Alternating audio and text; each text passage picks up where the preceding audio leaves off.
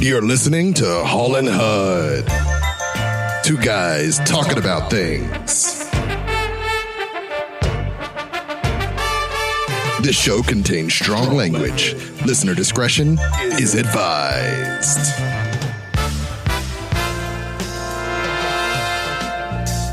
Let's start the show.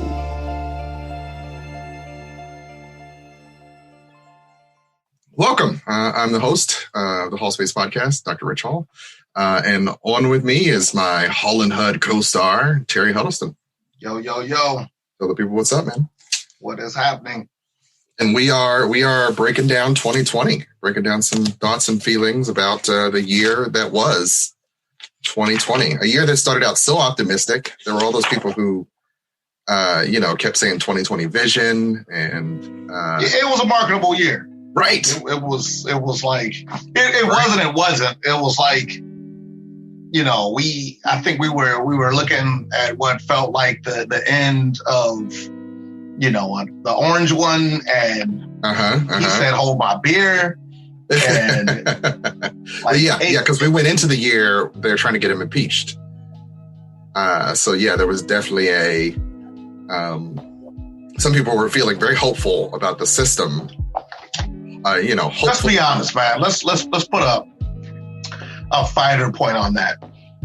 White people were feeling hopeful about this.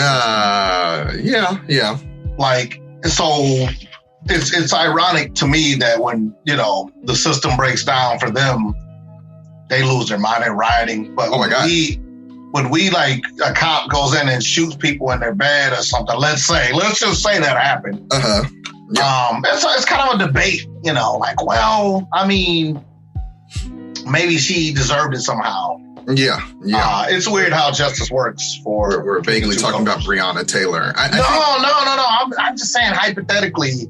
We don't need to express. If a guy gets shot in the back a bunch of times, maybe we should try to figure out if he kind of deserved it somehow. Like if it's karma. That he got shot in the back. Well, that's the mental gymnastics that white supremacy always takes when it comes to hypothetically, if a guy gets like choked because like somebody's on the back of his neck, like let's over a counterfeit. Are we talking about? I don't know what you're talking about. Possibly passing a 20. I don't know what you're talking about. I'm doing hypotheticals here. Like I'm speaking about George Floyd. I'm not. I'm just saying if that happened, God forbid, if that happened, like let's look into seeing if he didn't kind of deserve to die somehow. Let's see if he was a bad guy. I think that's often the leap that is taken, and I think that's interesting that you're speaking in hypothetical terms because that's often how people try to sort of frame it as if it's rhetorical and not proven. What's the word I'm looking for? Like a proven inequity that just gets hypothetically. It's not hypothetical. It's actually happening. There are Negroes who find themselves. If a black woman gets pulled over and ends up dead an hour later, hypothetically. I wish it was just hypothetical. I wish we were talking about some fantastic land where these things could happen. Well, we're living with nerd culture, so a lot of fantasy and made up stuff. So I'm just doing these really dramatic hypotheticals of what if this happened? Wouldn't that be crazy if that all happened inside of 1 year? And yet you had to kind of convince people that we had a problem. I would say this is the biggest, because of the focus, Black Lives Matter made the biggest impact, I think, that it had. It had been around since 2015, since Trayvon Martin. But I disagree, man. I disagree. I feel like All Lives Matter had a bigger impact on me. Like I didn't realize that All Lives Mattered until they came out with their slogan, and then I started really digging into that's when you really realized how ironic it was that you hadn't really valued. I hadn't realized that All Lives Matter. I was looking at these in particular race groups as lives, and now I'm like, oh no. Right. All Lives Matter. Oh shit! How did I miss that? So, that combined with my hypotheticals, it really made me realize that, all lives matter. Right? You didn't know before. You needed to be told. I didn't know. I did not know that Superman cared about all lives, not just, that crummy Black Lives movement. Like, that Kryptonian immigrant. What are you talking about? That son of a, it's just. Of course he'd care about all lives. And for anybody, hopefully you don't edit this out. I'm being a straw man I know. On all this, because it's actually the way I've been winning debates with people. And by winning, I mean getting them to move off their positions, not me making them feel bad, but them going, turning to the absurdity. I see it now that you said it that way. Yeah. And this works for the left and the right. I had a buddy of mine who was on the left, and he was kind of saying some genocidal stuff. And I was like, man, it almost seems like we should systemically marginalize those people because we don't really like their ideas being in the ecosystem of our social politics. So if we could just figure out a way to get the system to exclude their voice, that'd be great. Yeah. Like, we already know how to do it. And he was like, oh, wait, I see what you're saying. And I'm like, yeah, that's what you're saying. You're saying the exact thing that we've been saying. And once again, this is a guy from the left. Like, it's due to cognitive dissonance, it's easy to it's very not easy. see where, you're going wrong at. Well, yeah. But when unless you hear it kind of rephrased in a way that snaps you out of the illusion. So, that hot take being said, but I do feel like it's apt for 2020. 2020 has been the year of cognitive dissonance. Jesus. Mm-hmm. That's the t-shirt slogan. Yeah, I'll agree with you for sure there. What year? I think it's because people are having so many of these out loud conversations. I don't know which year was we learned that these. No, this is a year. We had to do it en masse. Like, we literally had to en masse sit in our house and like disassociate with the rest of the world. Yeah. Right? Like, it wasn't like we were interacting with it and coming up with kind of centrist views, which most people have, whether they're even extreme right people still come to the center when they got to go to work. They're not going to work with their QAnon and all that stuff because they know they gotta live. But at least they put on the mask. You isolate them. You isolate the left and the right. Jesus. Yeah. They start reading their own fan fiction, and it got ugly. And as a social anthropologist that I am, it was interesting to study society when you just take away one little thing. Yeah. It was definitely an ugly year. I think maybe it's the raised in the Reagan era in me that it's like, oh, we're supposed to have leadership that at the least inspires us, right? Those who grew up with the fantasy of the greatest generation, the mythology. I felt like I was on a football team where the coach only cared about one side of the team, whether it be offense or defense. Yeah. And it was like, hey, I don't care if the offense goes out there and gets tackled and sacked and hurt because I'm here for the defense. It's like, you need both things operating at peak condition. No, they're able to tell themselves for the team to win. Like, we need the team to win. Like, no. I don't like that quarterback. You can't trust. I want him to get sacked. Like, if he gets sacked, we're not going to score any points, right? Yeah, you can't. We'll figure out a way. Matter of fact, I'm going to start a battle in between my offense and defense within the team, and let's see how that works. Yeah. I mean, doesn't that speak to just sort of the nature of, in order to keep power, you need these squabbles. So yes, you do. But anybody that's read a comic book or some generic sci-fi knows you want to have an external threat. Like a little kid knows this. Like, you don't want to have orcs versus orcs. It's orcs versus elves. Also, you're forgetting how often comic book arguments break down to, who will win in a fight, Wolverine or Batman. Like, they want the good guys to fight too. That you need to choose a side. That primal human need to dominate just sort of activates people on a level of this. We have to fantasize about what happens when the gods fight. Well, look, and it was not that they're here to save us, but they must fight amongst themselves. And you are absolutely right about that. But we had a natural check on that. It's just like obesity.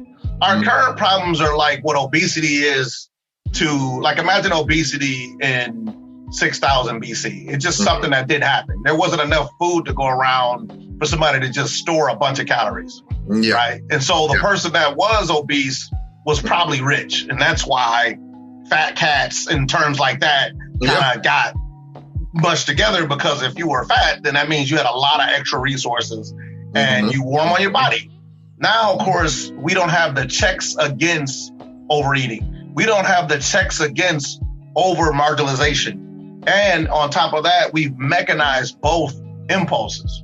And when you mechanize both impulses with no natural check, like they can make us infinitely mad about an infinite number of things. Yeah. Right. Like it's a craving. We're never going to be satiated. And so what I've come to, and this goes back, it's still going to loop into nerd talk, but yeah, like I've really adopted the No Country for Old Men mantra of the Killer, which is not to be an edgelord, but he does say something profound that if the rule you follow led you to this, which was Woody Harrelson at the end of a shotgun about to be killed, what good was the rule? And so if you're like, I'm a constitutionalist and I believe that the founding of America was the best thing, like that's cool and all, but if it led you to being the most angry and the most marginalized and the most upset you've ever been in your life, then what good was the ideology in the first place? Like you're actually more angry. You've had a Republican president and you had a Republican domination and you're still angry. Yeah. Like you're angrier than you've been in your whole life. You feel more threatened than you've ever felt in your whole life. More afraid. Yeah. And so I think that my color purple, you told Hoppo to beat me mentality in life of knowing that shit can get taken away from me and shit can go sour. I'm like, I'm not as threatened by, the ebbs and flows of things. It's like, yeah, they took that or they tarnished that or that guy fell or that guy rose. It's got nothing to do with my internal well-being. But I feel like people that actually believe in the American dream in the sense of something out there is going to make me happy internally. They're going to be perpetually angry. That's what's weird. The belief in the American dream actually ensures the dream is not going to come true.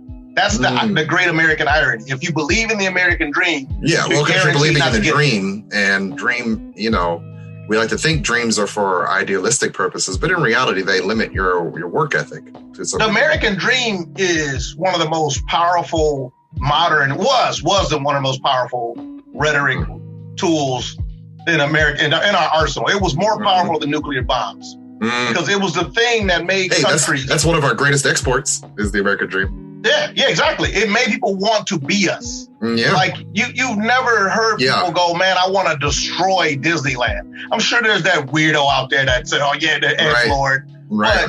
People don't want to destroy Disneyland for a reason. They want to go to Disneyland. They want to be inside. They want to be a part of it. Yes. Now, if Disneyland and Disney, one thing you can talk bad about Disney all you want to, Star Wars, the saccharine sweet, blah blah blah blah. But what Disney isn't is bigots. Even though Walt Disney definitely has his history. Yeah, I was going to say they're a little. They're very Eurocentric. Trust and believe they want everybody's money. Yeah, that's why they are one of the first companies to cater towards colored people. Yeah, not because they're good people, because they knew way ahead of time that there's money in there. Yeah, that's why they came out with, not to say it was the first black superhero movie, but it might have well been in this new age of supergiant black hero movies, Black Panther first. Like DC could have aced them with Static Shock years ago. They didn't do it. If you look at Static Shock, we had this conversation in another conversation. Yeah. Static Shock is Miles Morales before Miles Morales. Yeah. Same story. Yeah.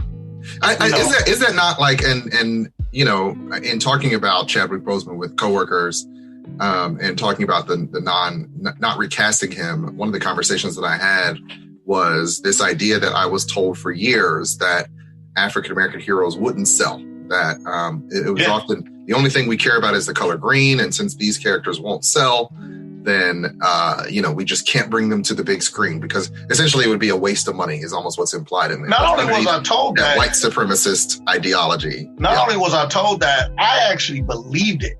That's the difference than being told that. I believed it. I was like, how could we not believe it? That was, you were given that message over and over again, and even given examples of Meteor Man and Catwoman and, you know what I mean? Like Steel, like all these, underfunded, under budget, horrible movies, then of course, Blade comes out, but that still wasn't enough to change the zeitgeist. I mean, but isn't that sort of the obtuseness of white supremacy, right? This idea that, they fed themselves their own ideology, even at the time, like Eddie Murphy was the best selling, person in film and television, but couldn't foresee how you could make, Wesley Snipes was at one time, but before he made Blade, I think he was trying to make Shaft and he was trying to make some other movie. He tried to make Black Panther and couldn't get it off the ground.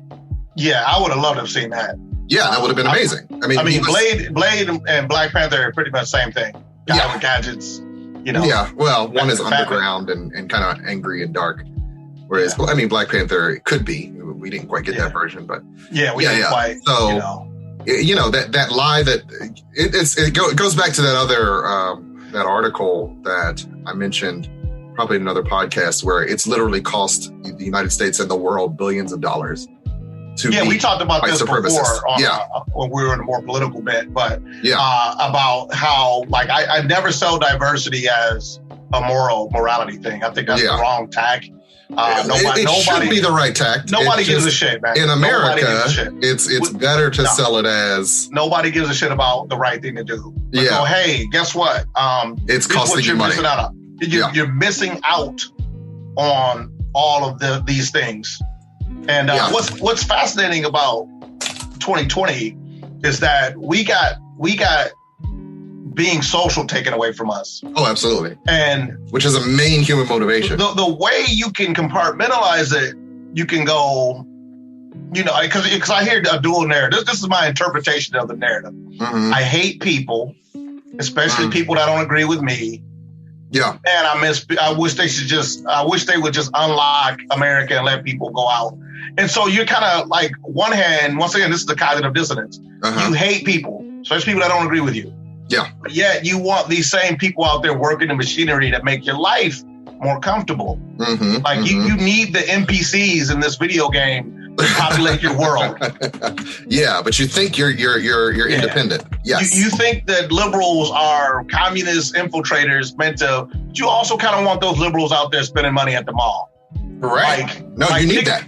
You don't have the comfort of this nation without... and the same thing from the right and the left, they hate the toothless masses on the right, but yet they kind of, need them working them factory jobs to keep shit going. So... the idea that the nation cannot divest itself of itself. And what's interesting about so many of these concepts that I think you're bringing up is that Black America, to some degree, has always known this and not been listened to with regards to many of these ideas. We know how this has been the schadenfreude that I've been supping on all year. Every problem I've heard has been previous generations of Black problem. Yeah. Man, it seems like these people are just literally fighting over a color of one's bandana. Yeah. Man, these Black people are backwards, fighting over red and blue. I mean, how stupid can you? Oh, wait. The whole country's fighting over red and blue right now. Right. The whole country's blood and Crips right now. And I'm not talking like that lighthearted. They're going to go work together. These people, I'm telling you, I heard murder on both sides. Oh, yeah. Yeah, they're ready to kill each other. Right. If they could get away with it, they would. Even if they can't get away with it, some of them still doing it. Yeah, well, right? True. I've always said, I understand the 2-year-old little Black girl getting killed in a drive-by. It's a tragedy. I get it. Mm-hmm. But that dude wasn't aiming for her. Right. With white killing, they aiming for the 2-year-old. Yeah. That's their target. And that's them. So when anybody says that, what about... Nah, man, nobody's accidentally getting killed in white terrorism. Yeah. They're killing exactly when that motherfucker went into the church. He wanted to kill everybody in the church. Right. In many ways, it's sort of, whereas the gangland drive-by shooting is a senseless, it attacks that part of the ego that needs control. These other shootings are an exertion of that white male ego, right? That I need to control by terror. So if I have to run up in a school full of children and shoot as many of them as I can, that's my exertion of control. And it gets so lost in the sauce. They muddy it up on purpose. Right. This Nashville bomber. Yeah. They just kind of say blankly, had a manifesto, believed in this. Yeah. Nothing to see here, folks. And I'm like, man, this is the white jihad that's been going on for a long time. And I've been calling it that for before Trump. Yeah. Because I saw it coming. So anybody that thinks I'm just trying to whatever, no. No. If you've ever been in the military and you study where terrorism comes from, it comes from ex-cops that are ousted in Iraq and Iran. When you do your new system, you don't give them a place at the table. So people that already know how to shoot form paramilitary systems that we call terrorism, and they fight. Yeah, that's what's happening here. This is nothing different. There's usually a sex component. Weirdly enough, it's a bunch of beta young men that can't find sex, can't get women. They get told that it's society's fault. Yeah. I mean, and think about what that does. You know, when men can't get that stabilizing factor that is a family. You know, a family kind of takes you out those responsibilities and obligation and need to compromise kind of takes you out the system. So, you know, you just got to internalize that rage. You can't just let it out on society. And so, yeah. When you do things like exclude certain guys from, I used to hear about the honor killings. I used to hear about the honor killings in the Middle East, and I had a racist sensitivity to them. I'm not even going to sugarcoat it. Where I'm just like, you know what? These are the worst people ever created. People that throwing acid on women for nefarious reasons. And then I realized two things, and I pointed this out before in another conversation as well. That like if you point out, and I'll bet actually once again another successful tack. If anybody's listening. Don't tell people they're pieces of shit. Nobody's gonna listen. No one listens to that. Yep. But if you rephrase, if you keep people calm, they'll actually talk more honestly. 1, 2, then they'll give you stuff you could actually use and recontextualize for them in real time. So if I say something like, "Man, nobody does you worse than black businesses," and I could just take it and go, "Man, he's right. There's nothing being worse than done wrong by a black business," and this is a true story. And this is another by a fellow black guy. And I was like, actually, it's not that it's worse because you've been done bad by white businesses. You're just more sensitive to being done wrong by black businesses. Right. It's the same kind of wrong, but when a person that looks like you does it, you are hurt like a raw nerve because you had your guard completely down. And so when we get an unexpected shock from somebody that we think is on our team, it's more like a betrayal than the normal. Yeah, when you expect it to be seen by that group and to be mistreated by that group is you're more vulnerable to. I'm back when fucking Game of Thrones was good. Littlefinger, expect everything pretty much, and I expect there to be some Don Kings of the world, and I expect it to be some Obamas of the world. Y'all take that how y'all want to, but there's some slick black people too. There's some slick white people too. I don't take it any more or less. Like, well, if I get done wrong by Mexicans, then that just proves my point. Like, no, you just got done wrong by a person that is a piece of shit. Right. And so, I've said this previous, like people go, you voted for Obama because he's black. But I'm like, nah, not really. Like we didn't vote for Jesse James or Jesse Jackson or I said Jesse James, Jesse Jackson. Yeah, you did. And what's the other dude? Al Sharpton. Because we knew they were grifters. Lawrence Tucker, Yeah, we knew they were grifters. So we never ran. They weren't. There have been many who ran. Who we did not elevate. I do want to get into this point about 2020 that a new revelation that I've had, but I think it needs pointing out is, and I don't mean to be finger pointing, but I'm curious. It's fascinating me, especially towards the end of the year. I realized that the right is especially susceptible to being grifted. And it's not to say that they're stupid, but they're perfectly aligned to be grifted. Like every time a rug gets shook, like the grifters come crawling out. Well, I mean, one of the best grifts that you can pull off is in religion, right? That's one of the easiest ways to trick people. Well, usually people tie that together. Yeah, like that's always a part of the grift. So that definitely, I won't say it goes without saying, but like it's easiest to grift people when you can put on the cultural indicators and use that against them. And what is more sacred than the sacred? And since time immemorial, there have been people who will grift the people who rely on the sacred. Like that's just the way it is. And by virtue of the Republicans being so ensconced as the party of, family values and all that marketing they've been doing for the last 50 years, that is whole-scalely false. but it seems to work for some reason. It's fascinating, but also sad. It's sad to me, and I'm not saying the left can't be grifted. No, absolutely. But left is often quite frequently grifted. Well, the left is so contentious within itself, and still what I consider a healthy way, where they're always like, well, we don't like the way you're doing that, and they're always, it's a constant critique, internal critique.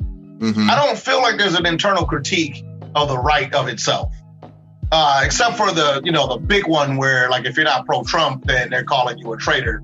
But then they're just lumping you in with the left, like this deep state conspiracy theory shit. Yeah. But with the left, like, I don't like the fact that Al Franken 20 years ago did a thing, he's out. So it's harder to come in with where, like, everybody's believing the same bullshit all at once, I guess is what I'm getting at. Yeah, but you can grift the left with, like, the best of intentions, though. That's one thing.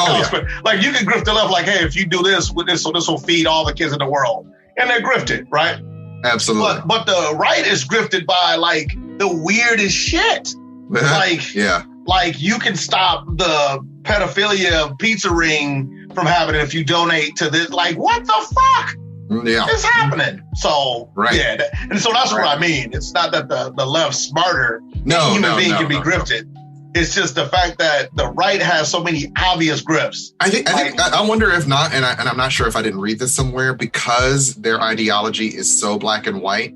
That's why they're sort of open to so many, absurdist fantasies, because it's like they got to have something. And so if you already believe in space God so deeply that you're willing to, kill people because you believe he thinks you should, then you're also going to believe that, there's an underground pedophilia ring that's being run through Wayfair.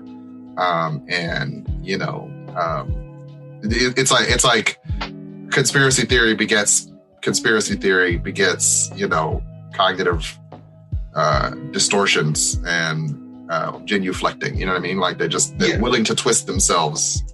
Well, I feel like with anybody that has a Judeo-Christian mindset, really the derivative after the Torah, because I feel like Jewish people don't really have the same mindset as somebody that has the religions that came after the Torah. It's a persecution complex. Like, it's almost like a kink. Like, they need to be persecuted in order to get their rocks off. And so without some big King Herod style entity that's so big that we got to fight against it, then I feel like they don't feel complete unless they're being persecuted. And the odd thing is there's no giant atheist organization that's out there just locking people up in cages. And you don't need an organization. You can just say the world, right? It's always the world, right? The world. Or the deep state, or this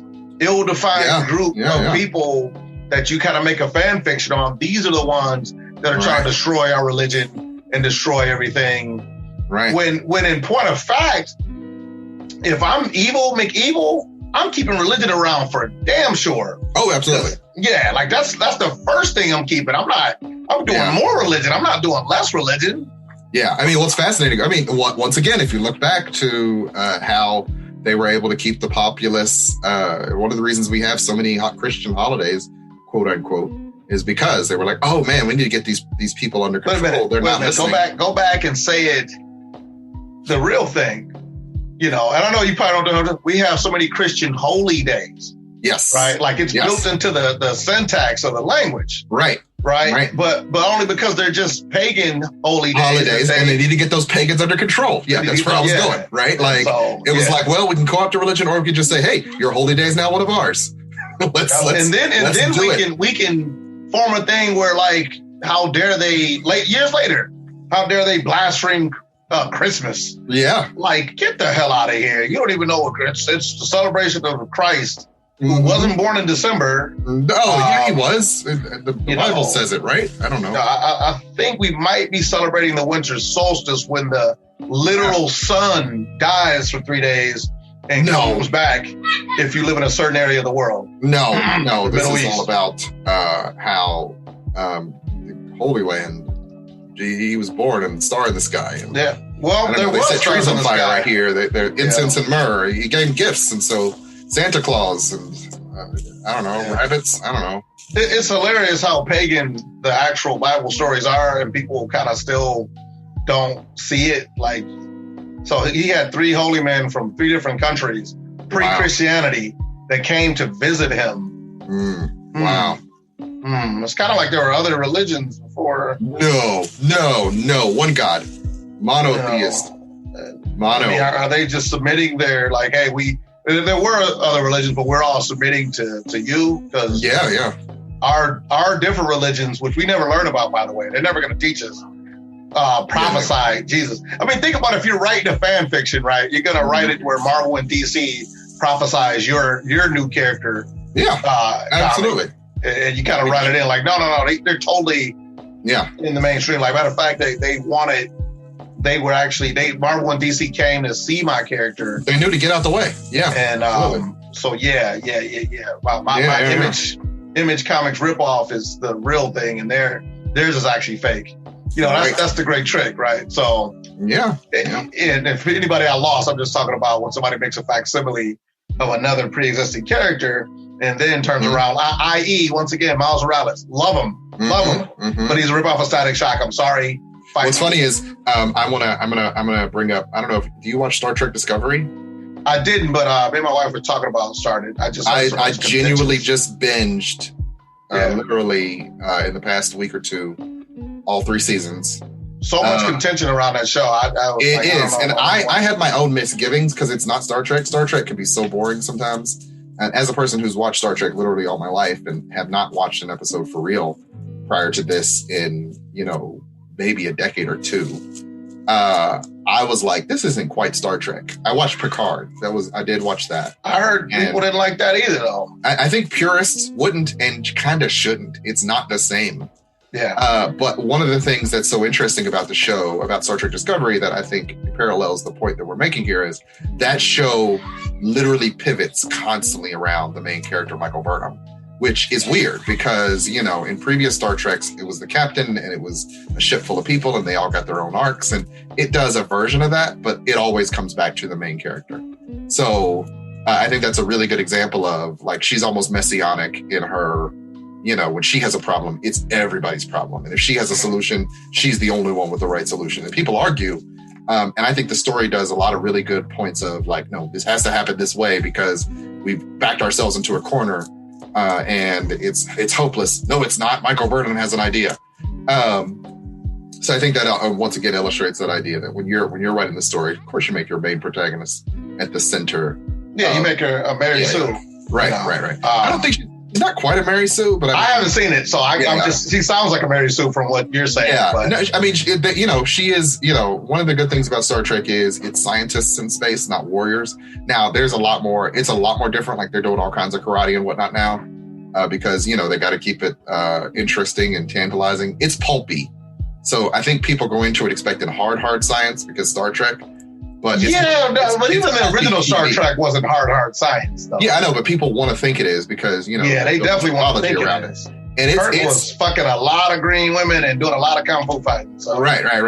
And if you go back to original Star Trek, it's more on par with that. What if they took some of the sensibilities of that, some of the trappings, and was like, we're just going to make a fun ride, and by the end there's going to be a space battle with ships in it. And you're like, oh, okay. And I could leave it on the background while I was playing Fallout and, not have to pay full attention to it and be interested a little. Once I got past the rocky first 3 episodes, I was like, okay. And I got all the way I'm up to the season finale next week. I'm caught up to that frustrating point whenever it comes to binging a television show where you're caught up and you have to wait for the real episode to come out in real life. And I'm glad I waited till I was right up to, oh, okay, I just got to wait 1 more week and the season ends. Because if I had binged it 2 or 3 weeks ago and had to wait an additional 3 weeks, I don't know that I would have stuck with it or been as invested as I am now. Yeah. For stuff like that, I try to use a metric of objective storytelling structure, and then is it for me? Because it's nothing worse than somebody watching something outside their genre taste. Yeah. They go, man, it sucks. Like, did it suck, or maybe it just wasn't for you? Yes, I think if we go back to Lovecraft Country, I think that was some of what was happening with you in Lovecraft Country. No, Lovecraft Country sucks. Boo. Yeah, sorry. Boo. I disagree. Yeah, that's good. That's good. That's where drama comes from. That's why we make two good characters in this podcast, because we disagree. And I'm not trying to hot take. So my wife actually pivoted from liking the show till by the time it was over, that's my wife said, don't put me in it. By the time it was over, so I won't say that it failed, but it wasn't a spectacular failure. I enjoyed what they were trying to do, and I enjoyed all the pieces they got to play with to do it. And that's probably me as a creator talking, because I don't know that I wouldn't nerf the ball myself. I would like to think that I wouldn't, but understanding how hard it is to make quality television, and they were playing with all the pieces of a thing that I would want to play with if I were trying to make a thing like that. And so I give them the benefit of, sometimes you read a story and it's like, you're trying to appeal to me. I see what you're trying to do. I don't quite love it, but I'll give you the benefit of the doubt. I was somewhat entertained. You didn't quite get there, right? It's like it's like eating a kind of bad piece of cake. It's not horrible, but it's also not what you were. You know what I mean? It's a lot of empty calories. I like some of the episodes. Yeah. Oh my God. The Hippolyta episode, to me, honestly, I will forgive them for so much. I forgive them for the end of the season. I knew you were going to bring that up. That's the one that... Right. That's the one where they were playing in a much wider lens. Even it had its limits, but I was like, you know what? I'll give you that one. I'll give you the entire season for that one episode. And there are many shows that I'll forgive a lot for. You swung for the fences. You missed more often than you hit. You know, in retrospect, I'm not as in love with Watchmen as I was. Damn, you really do want to fight. Okay, all right. Here's the thing: I still like it, but there's still that layer of whiteness that makes me go, what were you doing? Did you get that as square as you thought you did? And I can't remember. Was Watchmen 2019? I think Watchmen was fully 2019, right? Like, that's not 2020. Yeah, it was 2019. Yeah, but we were still processing. It predicted 2020. But oh my God, yeah. Definitely. I don't. So I'm not saying I don't. I'm just saying I find Watchmen a little more assailable than I did when I. It isn't. But anyway, you haven't. And this is I'm breaking my rule of. You just don't get it, bro. But the benefit I have is every time a new episode would come out of Watchmen, I would rewatch it up until that point. Yeah. And seeing the layeredness of that plot. Yeah. Because Lovecraft Country don't work that way. Like, there's no. Lovecraft Country did not stick the landing. Watchmen totally stuck the landing. I will give Watchmen. They stuck the beginning, middle, and if you go back and rewatch it. Yeah. And I know I've seen your TV viewing habits. You be falling asleep from a long, hard day of psychoanalyzing. you need to go back and rewatch it and hold, knowing what you know. It relies on you having a meta knowledge when you watch it a second time, and it's fantastic. Yeah. That's all I can say about that. Like the very first scene hits you like a rattler. You're like, oh my God. They mapped this whole thing out expertly, and that's all I'm gonna say about that. Yeah, I will say I appreciate that. But Watchmen is one of those shows where I'm not gonna like if you didn't like it. Once again, we talked about so here's the thing. I'm not saying I didn't like it. I'm saying I now have critiques that I didn't have. But if you're saying it's more assailable than Lovecraft Country, that's I wasn't doing. I also was not doing that. Oh, okay. Because Lovecraft Country was. So These are different universes completely. Lovecraft Country did not have a hand at the wheel in the same way. It felt like a bunch of like 20-year-olds, 20-somethings made Lovecraft Country, and they were just kind of like, wouldn't it be cool if? Yeah. And so it had a youthfulness to it. Yes. That type of subject matter, but at the same time, it didn't have like I didn't feel like the life experience behind it. Yeah. No, I could be wrong about the 20-somethings, but 15-year-old me would have loved watching that show. 15-year-old me would have fallen in love. You couldn't have watched it. Your mama wouldn't let you watch all that. Yeah, I know, but I would have found my way to it because I found my way to things like that. Like I would have. But the one thing I didn't like. 40-year-old me is like, nah.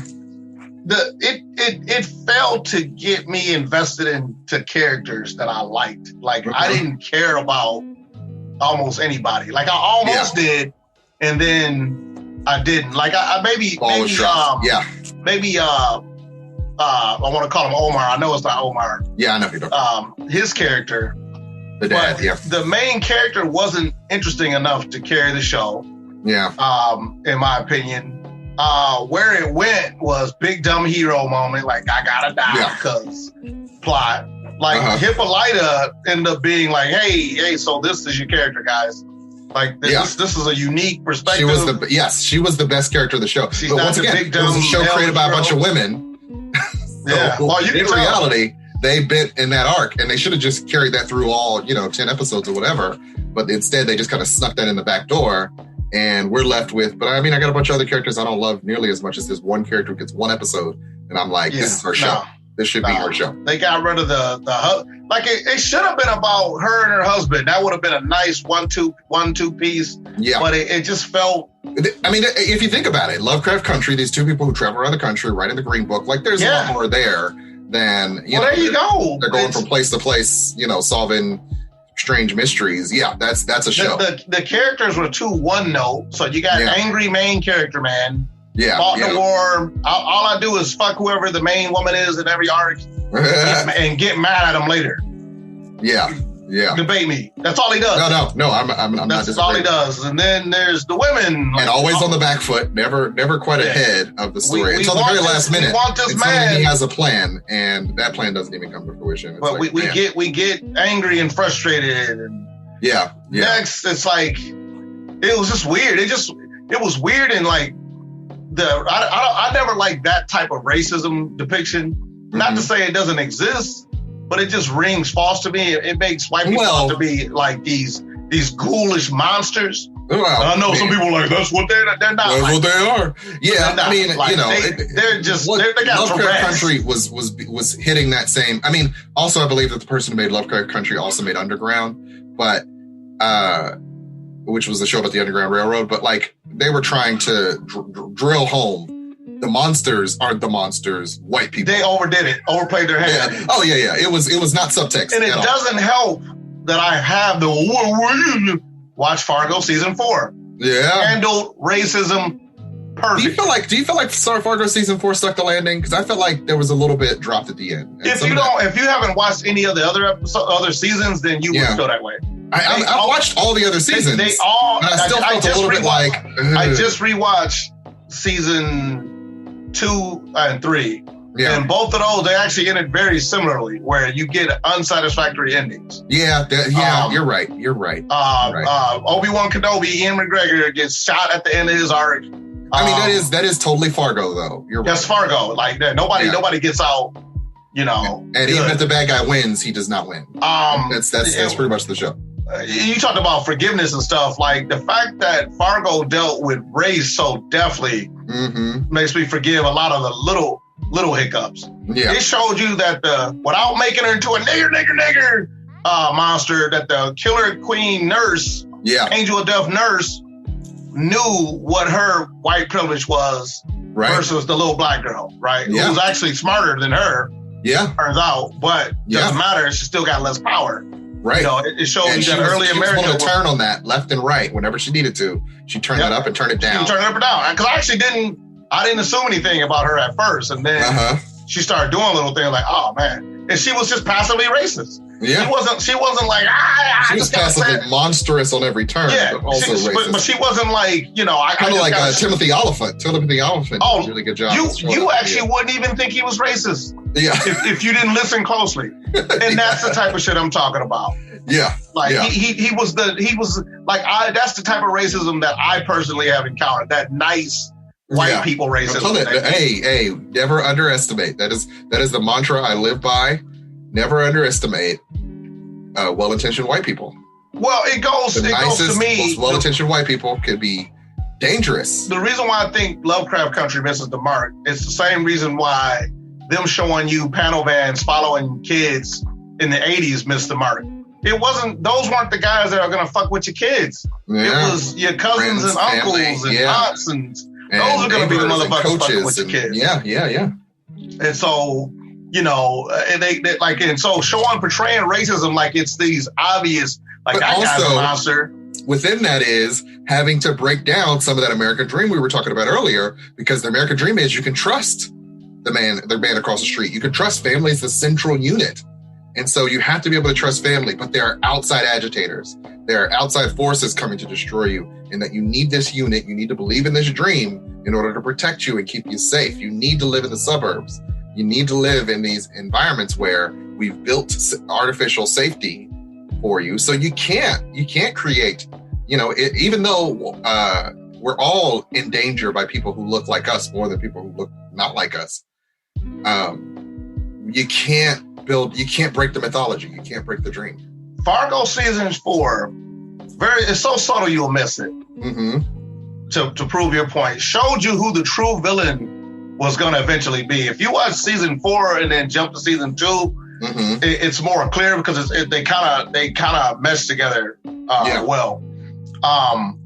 Actually, even season 3, I didn't even realize the connective tissue until season 4, but they showed you that it's corporatism. It's the banks that are going to basically ultimately own sharks and people that are going to be exploiting you while smiling in your face. Right. They're going to be very nice about it. While selling you the dream. Hey, with that, I need to break for commercial because we've gone about 5 minutes over, and I'm trying to be really good about not making this a 3-hour show today. So we're going to pause for the cause, and we'll be right back with Hull and Hudd.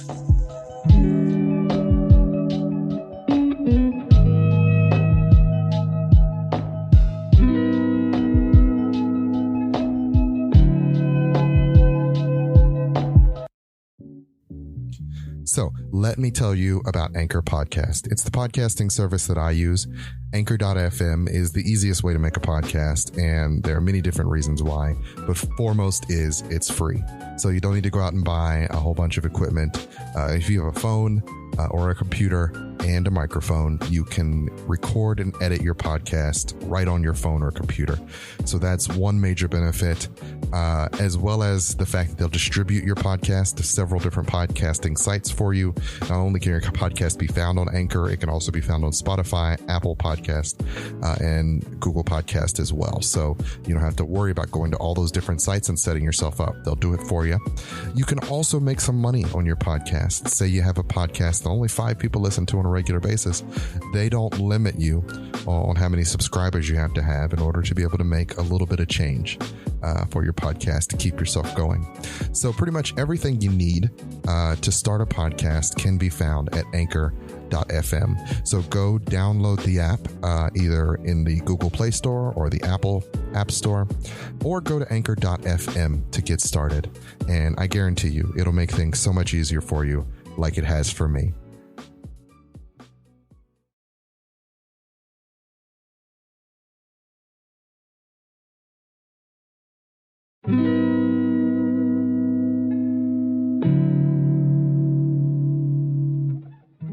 Crazy times, man. Crazy times. It is. It continues to be surreal even after 9 months. It's like, this is really happening. This is still really happening. This is like a type of normal, but also this is still really happening.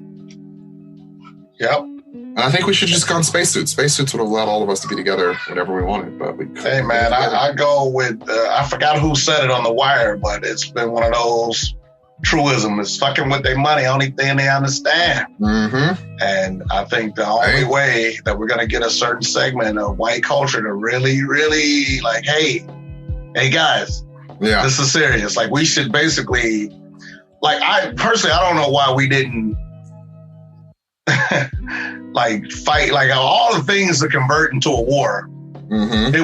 It's eerily weird how there's no war on COVID. There was never a war on COVID. Like we fight other metaphors: war on cancer, war on drugs, war against polluting the ocean. No war on COVID, because of all the things that need to be fought like a war with military precision, this was it.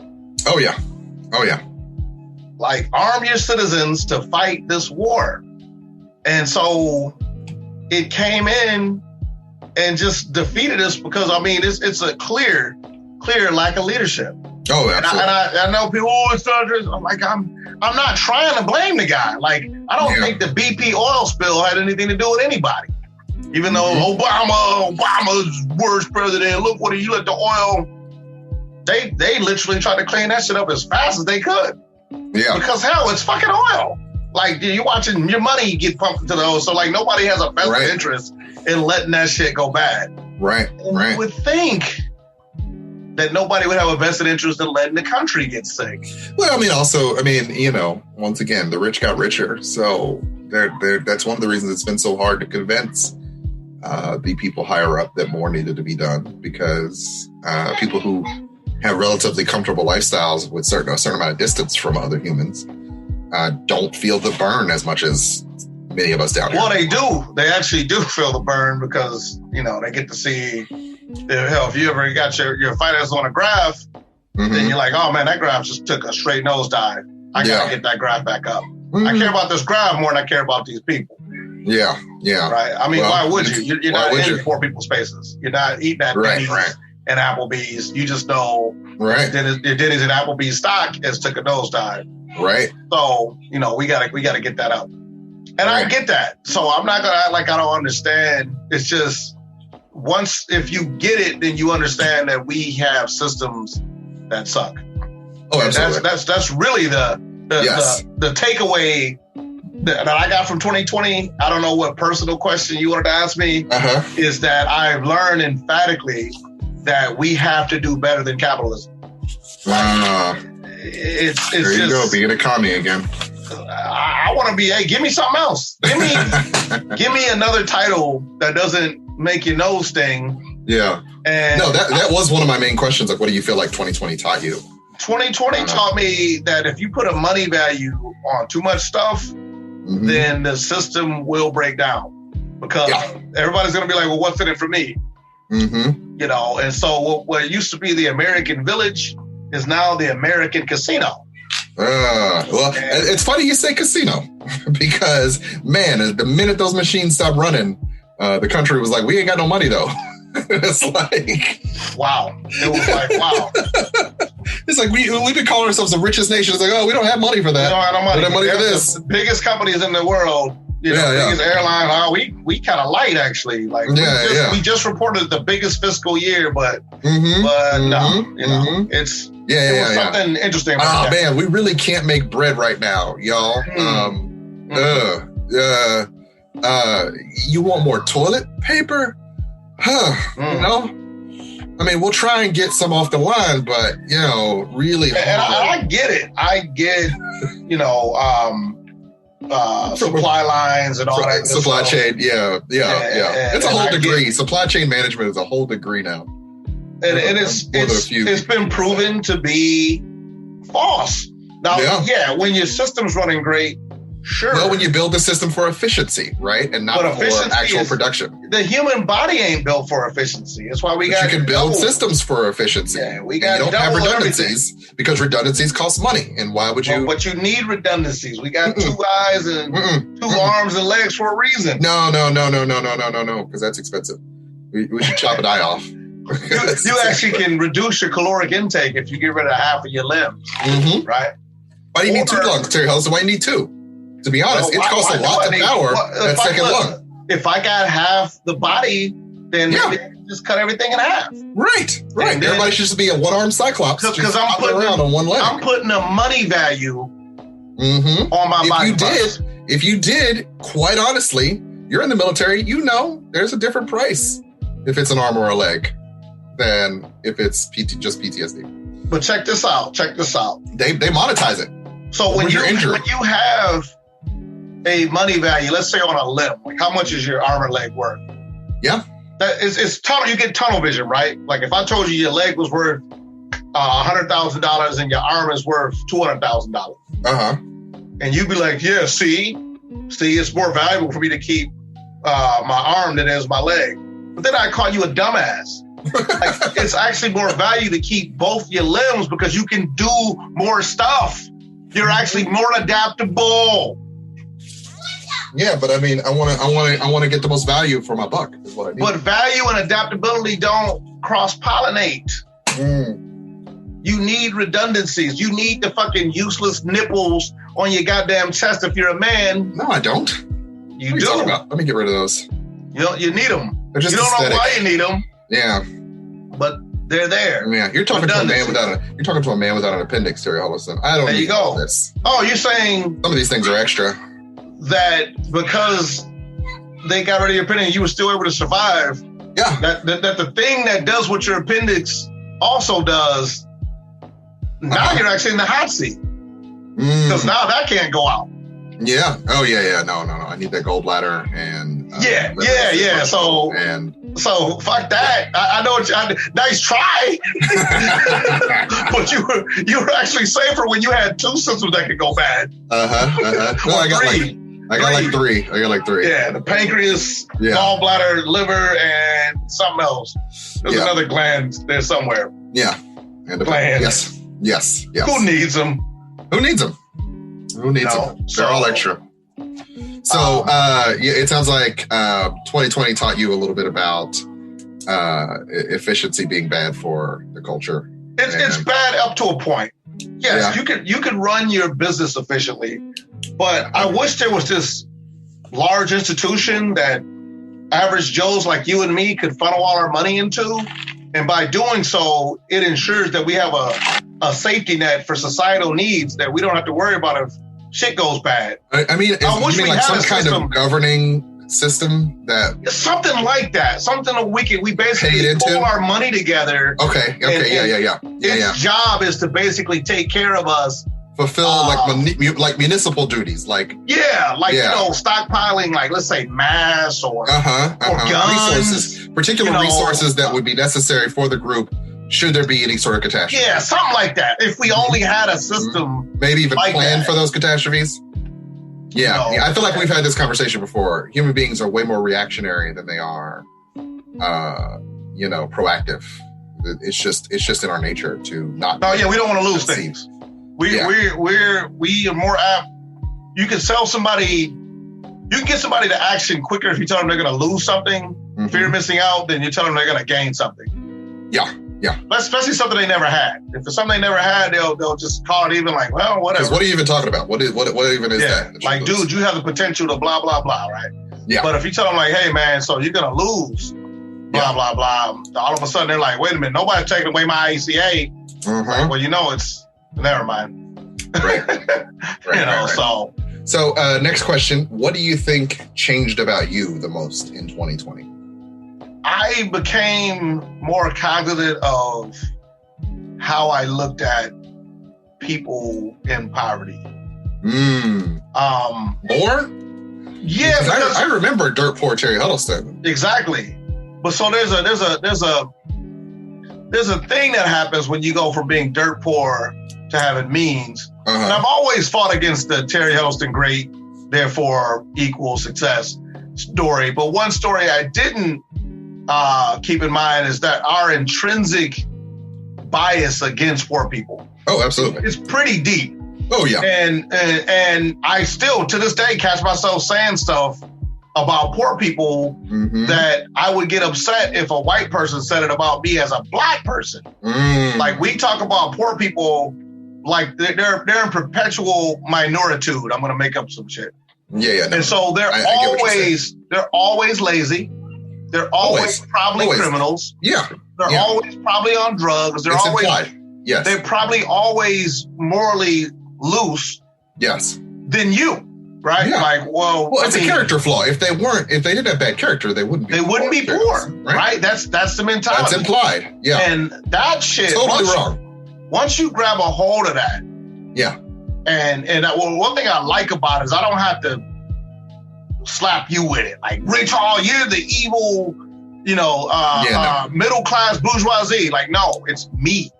I get to flog it myself and realize that yes, there are some poor people that got bad habits. But I just watched a very rich man with the same bad habits. Oh yeah. As a very poor man run our country into the ground. Oh yeah. But yet, I still hear him get more praise.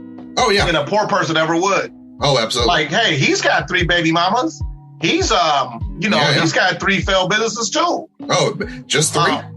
I'm making up numbers. Trail of debts. He's applied for bankruptcy at least 14 times. Yeah, he's been in court. He's been sued. I'm talking about a theoretical poor he that will never ever attribute all that shit as a plus. Yeah.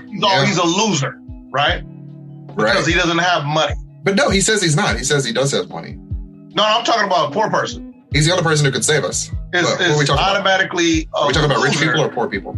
We're talking about poor people, poor, evil people. I mean, but if they just had money, why don't they just get better jobs, Terry Ellison? Why don't they just work harder, Terry Ellison? They do actually work harder. No. That's another part of the revelation. No. You mean to tell me if they worked harder, they'd make more money. It's easier for your son. I always use whoever's kid I'm talking. Whoever's kid. My kids into this, Terry Ellison. I'm putting your kids into it. You're telling me it's easier for your son to put a gun in his pocket and walk around with a target on his back, stand outside and sell drugs all day long, than it is for his ass to fucking sit in a classroom and be bored by a math teacher.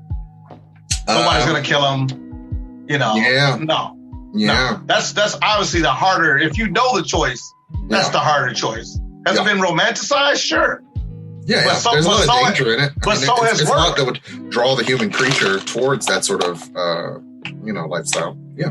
We have an American system, this goes back to what I said before, that makes one of the hardest things in the world to do appear to be the easiest and laziest thing to do. Like if I just let your kid just go on his natural arm, people think, this is not true, but people think, well, he's going to become a criminal. This is where I kind of part ways with liberals. Like they kind of assume that the criminality is just way down. Like criminality is for people that are actually misguided entrepreneurs. And I'm not trying to spin it. I'm not. Yeah. But the motherfuckers got all the type of criminality. Some type of criminality. I mean, look, there's raping people and beating old ladies, but get the fuck out of here. Like nobody is talking about that type of crime. Yeah. The jails are full of people that sold shit to people. Yeah. Right? Yeah. Yeah. We got a system that makes it easy for you to sell illegal shit than it does for you to sell something legal. Once again, I repeat. You need to regulate. Are you advocating for smaller government here, Terry? We got a system that makes it easier for you to sell something illegal than something legal. Yeah. And if you don't see the answer, well, how can we fix that? Make it easier for kids to sell stuff that's legal. Oh. I'm not saying legalize drugs. I'm saying if you give them a pathway to where, like, hey, I want to stand outside all day and my hustle is going to equal how much money I'm going to make. Yeah. Is there any industries like that? Yeah.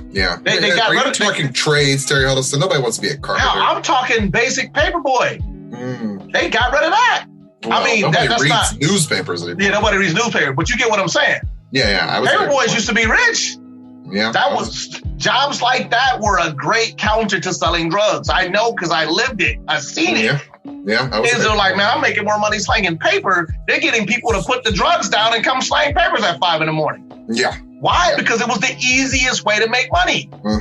They tell you, look, as many bundles you can deliver, we're going to give you stacks. You're going to get $100 a bundle. They're like, bet. Yeah. I'm already not afraid to die. So what the hell do I got to lose? Well, hey, we need hundreds of thousands of systems like that. Now it would change America. And COVID-19 was the perfect opportunity for an innovative leader to implement something like that. But we didn't do it. We didn't do it, and we I feel like we blew our shot. Yeah, we did not innovate enough in COVID. I will agree with that. We were like Steve Jobs and Mark Zuckerberg. In that way, that once again in America we've been taught there's probably a rich white person who could solve this problem for us. We just got to wait for them to do it.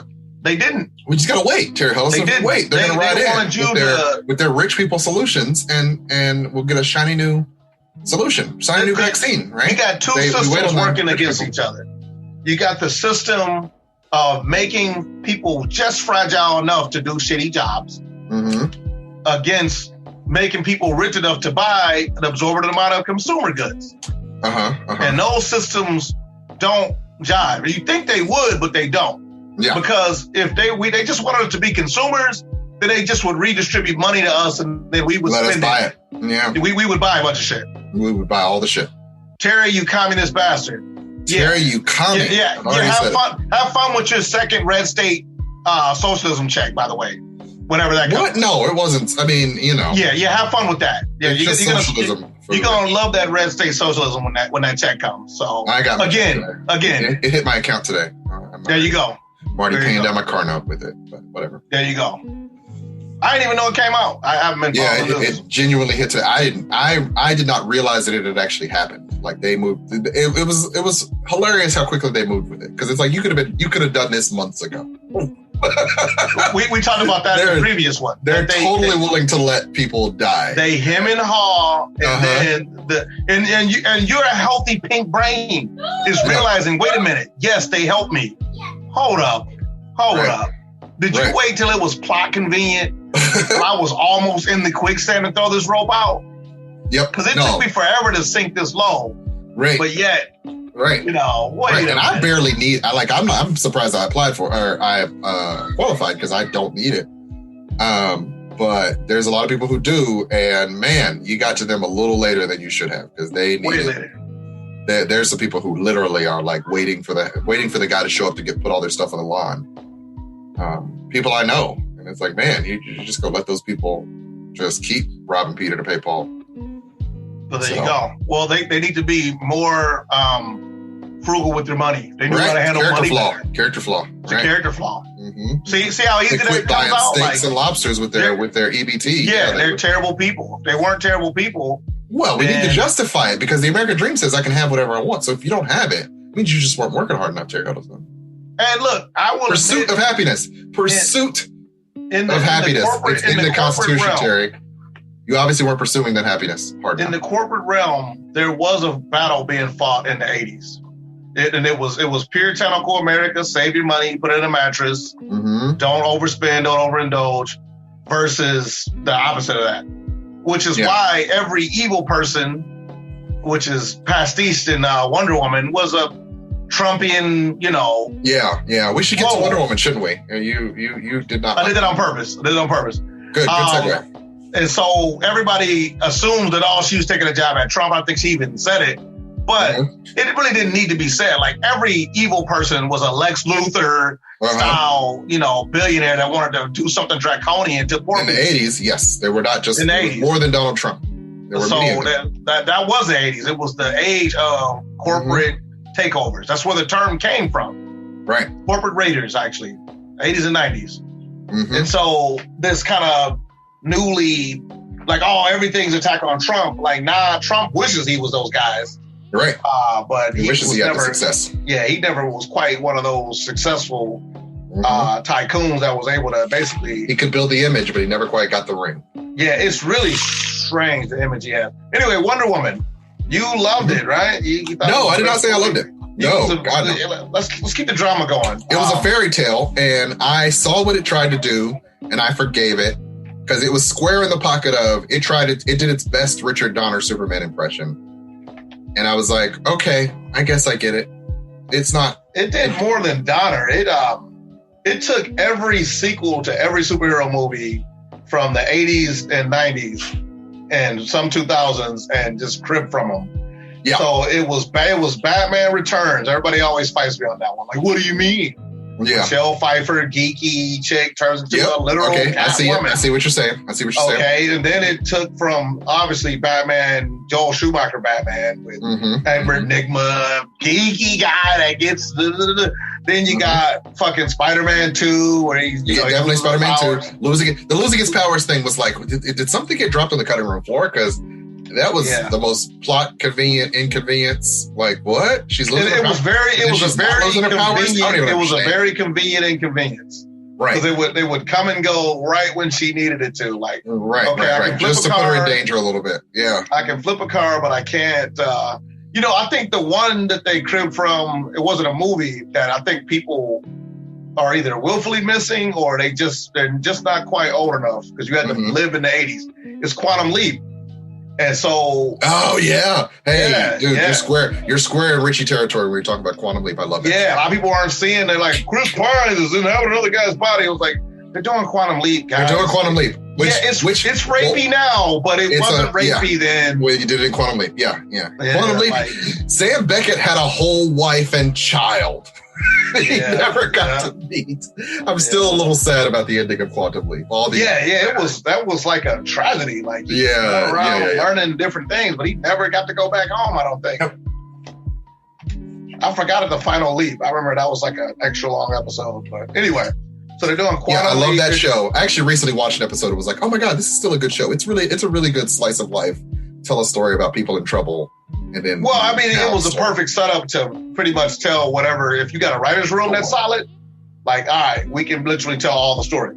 Yes. Like, I think they did. We watched one random, family on a field trip. Mother is, feeling she wants to go to college and the husband won't let her and they're afraid she's going to leave the family. And it's like, they're really building a yarn here. Like, this is nice. There's not this type of storytelling doesn't happen as much these days because everything's all cop shows and courtroom shows. Oh my God. We are a nation obsessed with the law. Law and order, man. Law and order. Both sides of it. Yeah. I think another thing too, this goes back to what I wonder if that's going to change because I will say the Black Lives Matter did kind of hurt the image of the cop a little bit in the public's eyes. And so I'm wondering if in the next season, pilot season or whatever, there'll be less cop shows because they did talk a little bit about, maybe reducing the number of those because the general public was like, cops aren't quite these heroic figures. We don't want to believe the propaganda. Oh yeah. Did you finally see that? What?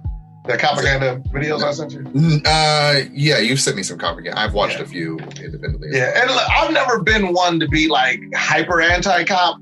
Yeah, But I never trust any institution implicitly that has people in it. Mm-hmm. I've had enough bad run-ins with cops that I'm like, same. But I've had enough bad run-ins. Once again, I'm not overly sensitive to my bad run-ins with cops versus my bad run-ins with you name it. Right? Like, I feel like when you kind of pick and choose, like, hey, all the Catholic priests are pedophiles. Like, no, some of your relatives are pedophiles. Right.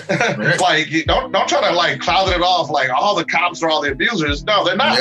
Yeah. But don't be acting like the cops ain't got no cop problem either. Right. That's what drives me nuts. Like, y'all ain't got no cop problem. Like, just like saying America right now literally has a white problem. What? Like, the biggest race problem we got is white on white. Is whiteness. Yeah. It's white on white. Like, white people hating other white people. Right. I will 74 million white people hating the other 70, 80 million, or no, actually it's like 60 million. People being bigoted, biased, and prejudiced against brown people is part of the RPG system that I grew up with. I understand that playbook. I've never seen high elves fight other high elves. Like, what the hell is happening? Right. Like, what in the name of D&D glitches is happening? And so I'm actually more comfortable. Like, wait a minute. You could just go back to hate me, guys. Like, don't fight each other. Like, we're used to it. No, like, they have to. I mean, to be honest, many of the advancements came because they fought amongst themselves. It wasn't like, they didn't fight a whole civil war amongst themselves because they couldn't come together on what they thought should happen to the minorities. So Wonder Woman 84, thumbs down. Wait, I'm sorry, where were you going to go? No, I was going to say, just to the point, people are like, we need a civil war. It took us this long, and we're still not even over the first one. We don't need a second one, guys. Oh, God. I'm totally anti that because that gets messy so fast. And honestly, the Civil War was born at a time where we would have a good cleansing riot every so often. Like back then, like I think now we have, I'm going to say more civilized. Like we're just more passive aggressive now. So if we went full on aggressive, like, oh my God, America would not return from, because just the way we could wage war on each other would be so gruesome. There's no America. Like if you want to basically misnomer a war because they won't let you outside for COVID, imagine, because you're like, hey, I want to go to the mall. Imagine if there's no mall, dumbass. Right. You think he's going to be able to just go around while the war's happening? You're going to be mega quarantined. Do you got enough canned goods to survive a battle of attrition? You probably don't. Right. Like, nobody should be. Nobody. Literally, people roving the street, murdering with impunity because, if you want to get a glimpse, look at other 90s Africa, pretty much. Yeah, no. Look at what was that nation that went into when we were in high school? Armenia? Which one? One of the nations went into a full... Oh, you talking about Kosovo? Yes. Yeah. Yeah, that one too. Actually, that one happened around... That one dominoed into the African genocide. So it was all part of the same... People were just cutting up across the world. And I've never seen, to this day, they don't show news like that anymore, that many bodies. And the fact that they were brown bodies made it even more sensitive to it, just scattered across the ground. And different forms of decomposing. Like they didn't even bury, kids, women, men. And it's just such a gruesome image that, you see the internment camp stuff and you're like, your brain can kind of like, all right, whatever. You know, because it kind of forms this abstract because they're all pale white. But to see people in their clothes and it made me a eternal pacifist when it comes to that. Like I'm not advocating for anybody's war, especially if I'm not willing to fight it myself. Right. And I'm not. Right. I'm not willing to fight somebody else's war. Yeah. So Wonder Woman, What was your favorite piece of media, via television, movie, music for 2020? It had to be, once again, Fargo season 4. That really Fargo season 4? It impressed me with its deft handling of race. Like I said, it's easy to make look evil white people, but they didn't do that. I liked every single character in the show, and even the bigots and racists, because everybody was a bigot and a racist. The white people didn't want the Italians in their hospitals, and the Italians didn't like the blacks, and the blacks didn't like the Italians or the Irish, and so it was one of the truest depictions of early America.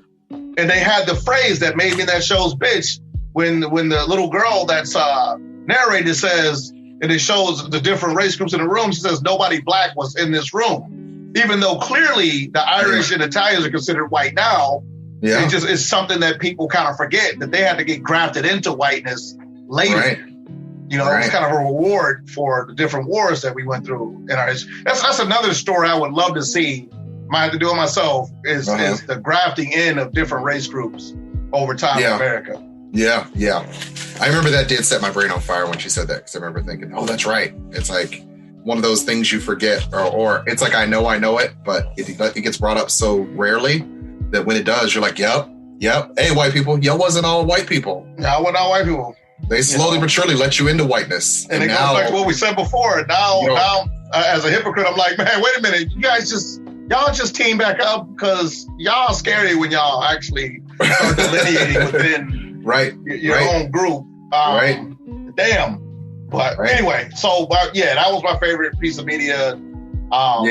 It got me to go back and watch season 2 and 3, and I really had a deeper appreciation for those. Nice. Especially season 2. That was, because the little kid from season 4. This is a spoiler for anybody who ain't watching. Oh yeah, I know where you're going. Yeah. So that was, and man, I had a whole new appreciation for that guy. Because he was, even though they obviously did season 2 before 4, you could see exactly where he got his personality from. I love when shit can work retroactively. Right. And it doesn't feel that's like hard. And that's once again, as a creator, that is hard. Yeah. So I'm a sucker for that, which is why my bias for Watchmen is high, because man, dude, every single shot is perfect. Even all the Ozymandias stuff, even all that. Once again, I think if you ever, it's meant to be watched with some meta knowledge. And if you go back and watch it with that, you'll be like, holy crap. They nailed it. Yeah. Did you watch Soul yet? Yeah, I did. What did you think? I liked it. I know people have problems with it. And a lot of people have a lot of problems with it. I liked it. I knew they would. I was like, they got a white woman in a black man's body. They're gonna. I liked it. I had some issue with, Pixar is at this point paid by numbers. Like they're pulling off the same formula every time. Yes, grizzled old person, naive young person go on an adventure to solve a problem that has to be solved in 2 hours. No, I saw the trappings on that. You got to compartmentalize Pixar though, because they got. I also watched that movie with the 2 kind of troll kids or whatever that they got half. Onward. I haven't actually seen that yet. That was hot garbage.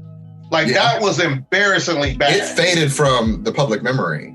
And so when you say paint by numbers, that was the one that was really paint by numbers. Definitely paint by numbers, yeah. Not saying that Soul wasn't, because, you know, it was, but I think it's much like Black Panther.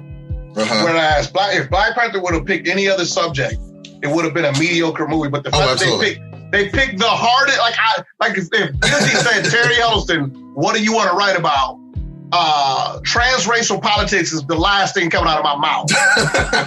Right? Like, and so they took what would have been a mediocre plot and made it about transracial relations. Yeah. The same thing with Soul, like Soul and Inside Out. They're dealing with some heavy stuff. I feel like we need more preschool level. I'm joking, but not. Psychology like this. Yeah, psychology. Yeah. Because we don't have enough metaphysics in our country as far as the junk food we eat. So it's all cops and robbers and good and evil. Because there was no antagonist in Soul. No. I mean, it was, but the killer was in the house, you know, spoiler. Yeah. But ultimately, no, though. Like, you know, it was just a guy. It was a bureaucrat trying to do his job, but ultimately, he wasn't an antagonist so much as a number cruncher. Like, you know. Well, there's that, and I do like the fact I've never ever seen a movie where somebody was like, you know, fuck your dreams, and meant that shit. Like, and was not the bad guy. It was like his mama, like, man, fuck your dreams. Yeah. You know? And as a person that draws men in tights for a living, I felt that shit. Like, she ain't wrong. She ain't wrong. You better put some damn foot on the table with them dreams. Right. I liked it. I just felt like I saw the paint by numbers element of it. And if nothing else, I respect him for it. Like, oh, okay. You just keep getting to pull off the same, like, since Buzz and Woody, you get to pull off the same, throw one person into an unusual scenario, he meets his partner, they have to get to the end of this together, and the old guy has to soften and save the other guy. Yeah. Actually, I'll tell you something. I don't know why I felt like it was a question, but so I realized that there's certain things that, like, you know me, I'm Mr. Gotcha. Like, I know exactly where to source that from. Yeah. But what I'm realizing is, and it kind of goes against me, is that some things turn into genres in and of themselves. And so they end up setting genre conventions. Yes.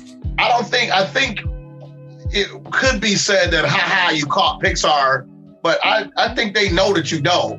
Pixar movies are a genre now. Like, you already know it's going to be two opposing characters, Odd Couple, Jack Lemmon and the other dude, Walter Matthau. Yeah. I still get street cred. They're taking that formula, and that's their base. Like, okay, we got to put Shrek and Donkey together, even though that ain't Pixar. No, but it's Buzz and Woody together. Yeah, and basically Mike and Sully together. It's extrude the most drama that we can. Yeah.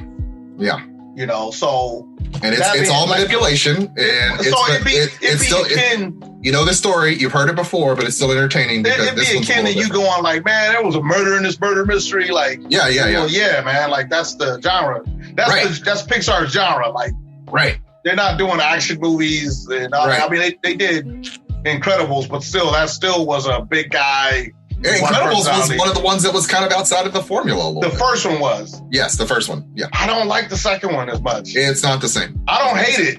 Yeah. But it felt like it's too self-aware. Brad Bird should go off and do other things. Don't bring him back to this. He doesn't. I'm going to tell you a movie I thought was great. Like, it surprised me in its greatness because it should have been paint by numbers. And that was Ratatouille. I love that movie. Ratatouille was great. Ratatouille was good. Yeah, it was great. Just go ahead and say it was great. It was good. So we could do it. It was great. It was good. It was good. I think you mean great. I think that's from an old Kids in the Hall skit where, like, this guy's trying to get this other guy to say, like, intense, and he's like, you know, it's fine. He's like, I think you mean intense. It's like, nah, it's okay. I think you mean intense. The guy just won't say it. So thank you for that. You're welcome. You're welcome. That's that fantasy. Anytime we can veer into Kids in the Hall territory, that's or you know, I like bits. I like a good bit. I think you mean intense. Well, no, I mean, it's kind of funny looking. I think you mean intense. I'm gonna go back and watch that now. But yeah, so there you go. So there's that. You know, but 2020 has been weird when it comes to media. Absolutely. Very weird. Like, it's hard for me to even, like, what was the thing I loved the most? I'm going to probably go Mandalorian because that's the thing I loved more recently. Yeah, that's the thing everybody's loved more recently. Yeah. I think Mandalorian single-handedly saved 2020. For some people, yes. I think collectively, like, there hasn't been, like, one thing that people collectively agree on more than their love of Mandalorian. And really Grogu. Yeah. Grogu. You're saying it all. Grogu. I'm saying it phonetically backwards. Yeah, you are. You're really yoding his name right now. There you go. Nice. That's like a triple point tie-in right there. Good job. Right. But now I got my problems with Mandalorian, so I know. You talked about in the last episode. Yes. A sucker for like all the. But once again, but we haven't had a chance to visit this. How do you feel about the Luke payoff? Do you feel like it was worth it, or? I'm really glad they did it. Only because I know the fans really wanted something like that. Like I said, Star Wars is bigger than any one person's taste and style. So I think by doing that, it was a kind of a retcon of like, hey, we're not gonna have cranky Luke be the last time you see Luke's story. Yeah, and I think that check got Disney pretty much all the goodwill. That Ahsoka, I mean, they literally skint the cat with this second season of Mandalorian. They gave the new fans something. They gave the Clone Wars people's fans something, and they set up the future to where the future is kind of bright again, and it's not depending on one chosen one, because they got Grogu's, who knows what's going to happen with him. I'm hoping he doesn't show back up. I don't need to see more Baby Yoda. You don't want to see him? Right now, I don't mind him popping in. It'd be tight to see him, as a 3 foot tall, 100-year-old man. Yeah. Who will be a teenager, I think. But I don't like. You could tell they would run out of stuff to do with him, even in season 1. And you gave the biggest meme where you were like, the biggest superpower he's got is finding a babysitter, no matter what planet he's on. Anybody with kids knows, like, man, Right. You got to go solve a real problem, and you just go leave this kid with somebody. Like, no, that's he's literally just leaving him. Like, right. But once again, he'll be safe. Yeah. You had to suspend your disbelief, and it's like I said before. There's genre conventions, and mashing up the 3 Men and a Baby conventions with a Western. Yeah. It almost worked. Like, it mostly worked. I brought up Lone Wolf and Cub, which is the better one of that. Because the kid could like do shit in the cart. Like you came at him in the cart, like he would push buttons and knives would pop out and mess you up. So he didn't seem like a big meat bag that was helpless. And they kind of, nerfed Grogu in this one, because he didn't really. I thought he would use his force powers a lot more to do stuff to people because they were setting that up. But I think they just sort of once again, Ahsoka dropped that line of he's regressing. That he was trying to protect himself by being more babyish, so less force powers this time, and like I thought it was interesting that he went from being kind of just a thing that's there to he kept getting him in more trouble kind of throughout the second season. So I was like, okay, at least he's effective. Well, he definitely became the point. Complications. Yeah, he became the point of the second season. Like, hey, I'm gonna get him, which is what they promised. That was the check they wrote. That hey, we're gonna get Grogu somewhere. Yeah, I'm a little curious about what they'll do next season because it's like, what do you do if it's not Lone Wolf and Cub? Oh, they already set it up. They already set it up. Invested. They have. Are we going to be as invested without the baby puppet? You are. Let me tell you why. They exchanged a living MacGuffin for a more classic MacGuffin, right? So now he's got the Darksaber, which is the thing he doesn't want. That he's forced to babysit. It has a key to this whole big wider part of the universe that he doesn't want anything to do with because he just wants to be left alone. And we know this, due to this plot device, that he's going to be dragged through a part of the Star Wars fandom that we've been waiting to see for a long time, live action. So it was a great plot device exchange. Like it's you got a whole planet now that's like values that he's got a built-in enemy. And we kind of respect her, like, oh man, Katie Sackhoff gonna give him the business. I forgot her name and thing, which she's established from the show. So now you have a non-established character with an established character, and a few others. And she's like the perfect candidate because she's not big enough for fanboys are going to lose their shit if you go in certain directions with her. You know, we get to see, you know, more femme action. I think they're in a good spot right now. They're in a good spot. It is. I enjoyed it definitely. And the Luke payoff worked. The CGI wasn't up to CGI was dodgy. CGI was definitely dodgy. But I suspended disbelief and was like, all right, here's what they. I see what you're trying to do. Yeah. I really wanted Sebastian Stan. I don't know why. Just give me that one thing that would have been so. I don't know. Perfect. When did we get this in our collective consciousness that was going to be the best? Because he just looks like the damn dude. Like yeah. It just would have been the coolest. Like I probably would have like lost it like a schoolgirl. Had, you know, I don't know, people were disappointed because they wanted Mace Windu, but I wasn't too disappointed. Luke was like, oh, if you wanted to make me happy, go ahead. Yeah. No, yeah, I appreciated that they actually, like I said, they went for it. Mm-hmm. It didn't feel safe, even though it didn't feel like the safe choice. Like like I said, the fans usually go nuts when you deal with canon shit, so it's always been a fucking dynamite stick every time they do something with canon, and you know, I think they pulled it off effectively. And it's the Luke I want to see. I'm not gonna lie. Now I didn't mind grizzled Luke as much as everybody else did. He did not. I didn't either. There's some people who are really mad about it, but I did not mind grizzled Luke. I felt like my knowledge of Akira Kurosawa samurai films kind of. Yeah. I knew exactly what they were doing. Like, oh he's definitely the old samurai now. Yeah. Without a master, and what is he even supposed to do? Yeah, he had some points that I've been saying for years. Yeah.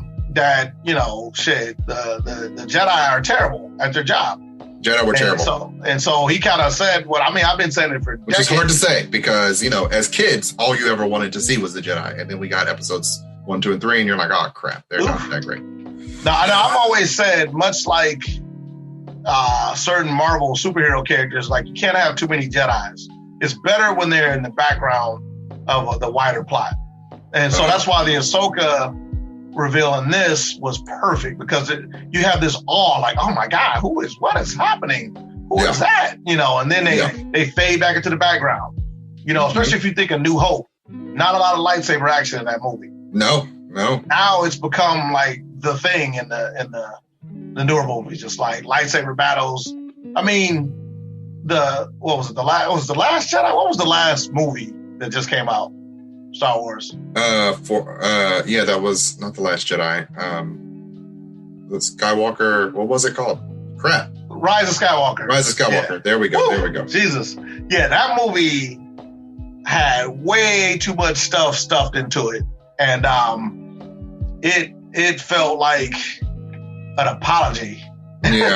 That didn't need to be told, because I didn't mind the second movie. I'm not saying that other fans didn't, but I felt like a lot of the anger could have been paid off a lot better if you would have gave them an innovative third movie. But now it's cemented forever because the payoff never happened. And they wrote those movies a lot like people do DM and Dungeons and Dragons, where it was J.J. Abrams that wrote Rian Johnson into a corner. He was the one that didn't put Luke into the first movie. Yeah. But for some reason, Rian Johnson got all the heat. He got all the hate. Yeah. And it was like, well, he's not the one that put Luke in the... Like, Luke wasn't in the first movie. The J.J. Abrams movie didn't have Luke in it. Like, why are y'all tripping over this dude? And look, not everything worked. Some of those jokes fell flat. Mm-hmm. And actually, as the trilogy went on, I liked Poe and Finn like less and less. I just felt like they were useless characters. Oh yeah, they went nowhere. Like I'm all for diversity and all that, but which was useless. Unfortunate, because there was once again somebody said, I don't know who said it, but like it might have been you or somebody else with a good head on their shoulders about it. What is that guy? Bill Burr. Mm-hmm. He showed essentially what should have been Finn's arc. That, you know, this is what it is to be a stormtrooper who's left the war. All right, like to be a person who committed atrocities, has a conflict about it, and now has a rage against the Empire or something. Like somewhere along the lines of have some feelings about the fact that you've joined the rebellion. They needed either Poe or Finn to betray them. Mm. And they could have did where there's some shit programmed where they just like Order 66. It seems like the clones were programmed to turn. There should have been something to where he like legit all the way turned to the dark side or some shit, or even Finn or Poe, where when the chicks didn't let him be a pilot, he was like, you know what, I'm gonna go somewhere where I can flex, and it just would have been a cool turn going into the third movie, but it was just toothless. And still the best thing is Adam Driver. I'll fight somebody over him. He's the best thing. He's one of the best things about Star Wars, period. Oh. And I know no one's gonna. I mean, there are some people who they gave him a lot. But as far as giving a villain a personality, he's the best Star Wars villain with a personality. I know Vader is the top cheese or whatever, but Vader is generic bad guy up until like the last second, right? Where the mask comes off. And Emperor is also generic evil warlock. You know what I mean? And which they reprised that role. So if you think I'm wrong, fucking go watch the new movie and you'll see that, man, that personality type doesn't line up. But as far as somebody that I felt like had darkness in him, like Luke did in the third original movie, Adam Driver did it for me. I was like, I believe this guy's darkness. The real conflict. Did they pay it off? Hell no. No, they did not. They really nerfed it. But they could have. Oh, if they could have. They did not. Yeah. So at this point, my favorite Star Wars thing is still Rogue One. Out of all the stuff that isn't the original trilogy, Rogue One is still a jam. Yeah. I mean, it's the Winter Soldier of Star Wars movies for me. It's quick. It's very genre specific, and it moves. It moves at a pace where you're not like, even if you didn't like it, like it's over before you know it. And nobody lives, so you don't have to worry about it. They all die. You don't have to ever worry about. You don't have to worry about it. No franchises here. And then even though they are making one. Right. Prequels, never underestimate prequels. Well, what's funny though, I did say I wanted to see more of that world when I was watching it in real time. You're totally going to get it. And I think that's when Star Wars is at its best. You want to see more of the corners of the world, whether you get it or not. I think when it's doing its job, it activates the imagination. And I think that's one of the things that The Mandalorian was getting right, where you were often like, well, what happens with that guy? Oh, you're going to give him a whole show? Okay. So these other Mandalorians, I mean, what's going on with them? Oh, they're going to be the whole next season? Okay. But like, I did not feel that for the other two movies. It was just, they're literally that scene where they're just hyper jumping through the beginning of what do we just call it? The Skywalker saga movie? Rise of Skywalker. There we go.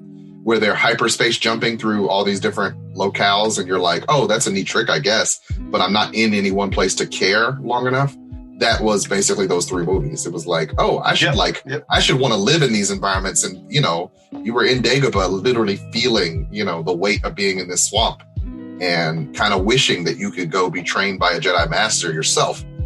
There was no moments in these other movies where ultimately the biggest fuck up. I want to be here. The biggest fuck up, and you never do this in stories unless you got fucking balls of steel, is make the most interesting part of the story already happen. Like, make that the flashback. Yeah. Like, make the Jedi Academy and Kylo Ren, excuse me, I got dyslexia, going nuts. Yep. That's the movie. Like, what are you guys doing?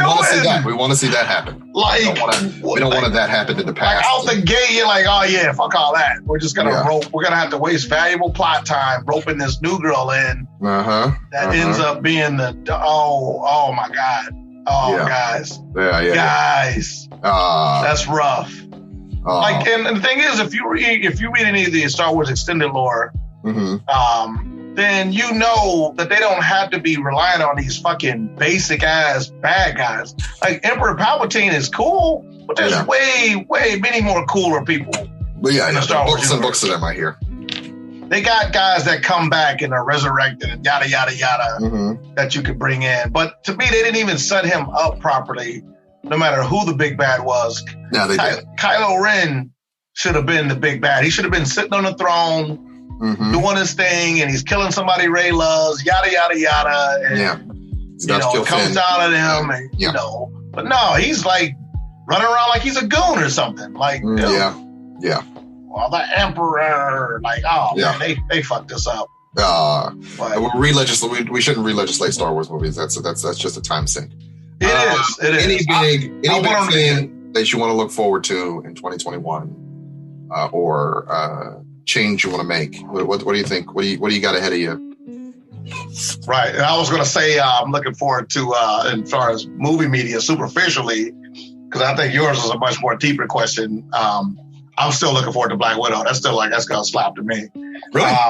I'm looking forward to Falcon and Winter Soldier.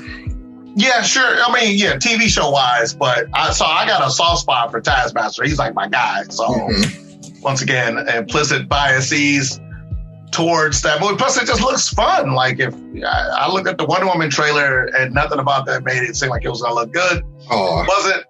It's just her fight. She doesn't have a fighting style worth a damn. I'm sorry. It's just like to see her swing around like Spider-Man and slide around like Cirque du Soleil. Ain't cutting it. So I'm gonna need a little bit more meat on the bone as far as her. She needs more brutality. They're trying to make her into Donner Superman, but Wonder Woman's a cool character in and of herself. It's like, why are you trying to fit her into this Girl Scout thing? Like that's never been her thing, like ever. And so it's just weird to me. She's like a beauty pageant superhero to me. Yeah. I just want to spread love and peace across the world and give everyone a hug. Goodbye. You save the world with truth. Yeah. I'm like, Wonder Woman wants to punch every man in the face because we're shit. And that's what I like about her, because I got kinks, I guess. Well, I mean she did start off as a kink. She did. A lot of people don't know that. But I'm not saying that she has to go back to that. But I feel like, give me some Atomic Blonde, Charlize Theron style, Furiosa once again, Charlize Theron, Ripley, Gina Carrera and Haywire. Give me some MMA, like she's putting people in grapples, something interesting to look at. It's just like I was kind of laughing when she's twirling the rope around, blocking bullets, and that scene kind of goes on for a little too long. So it feels like that's her one move. Like I'm just gonna block bullets with my rope, and it's just like you had a whole shield before, but I guess they want to get rid of that because it hurts the peace thing. Maybe I don't know. I don't know.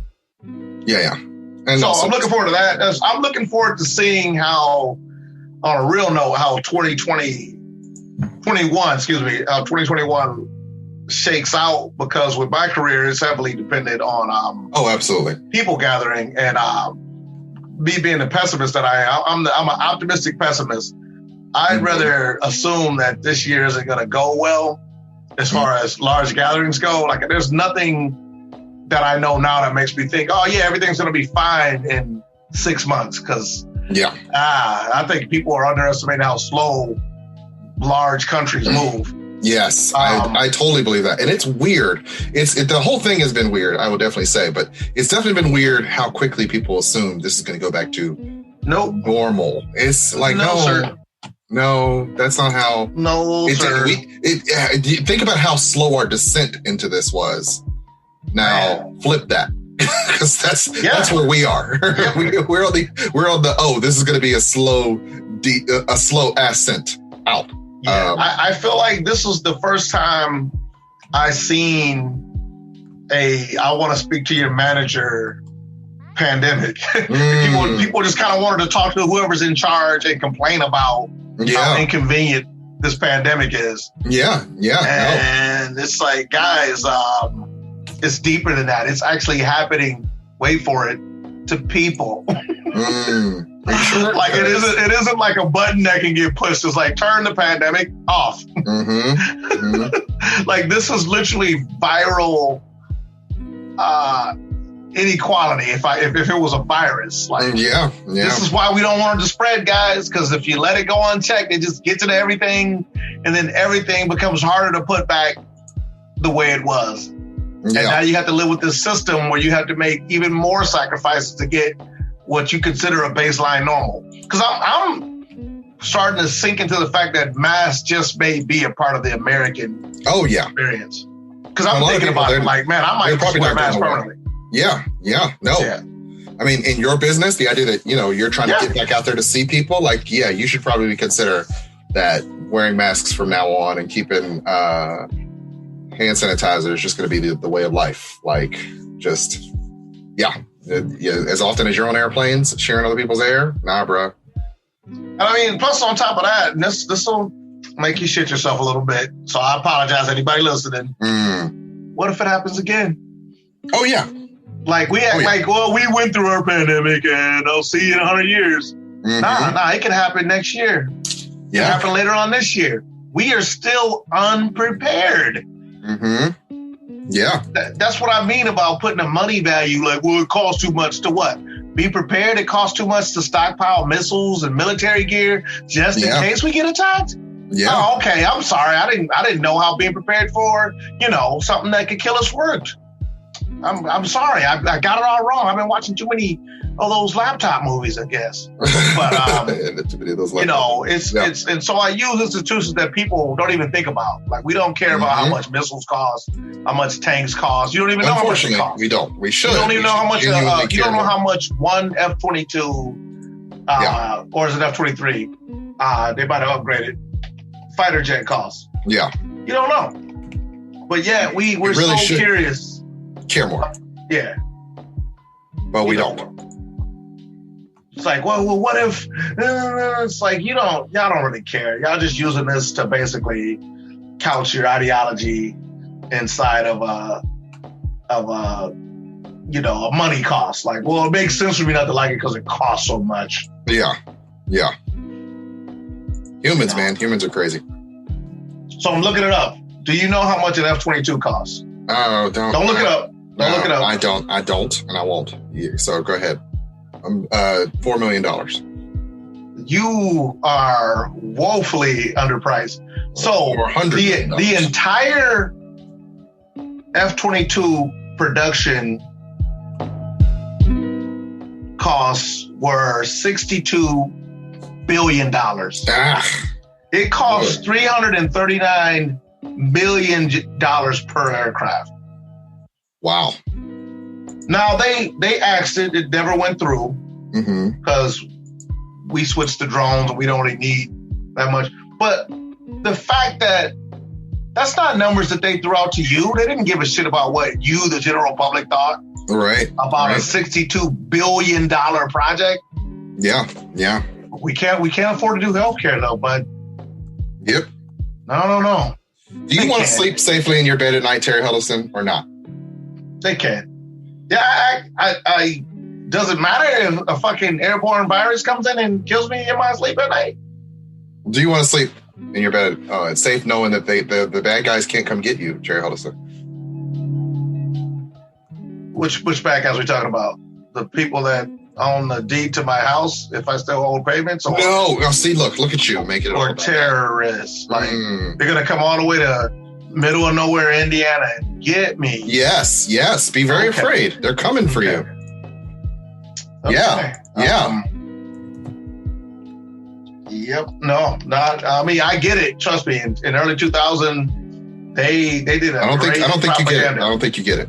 Making you feel like terrorists were not only were they backwards, but they were also way more advanced in their cunning. Like they were this backwards barbaric race of people that also could build cave networks with high tech stuff in it and could pretend to be college professors and regular people, only to turn on a dime like Winter Soldiers and destroy you. It's fear. Terry Huddleston, fear the boogeyman. Yeah.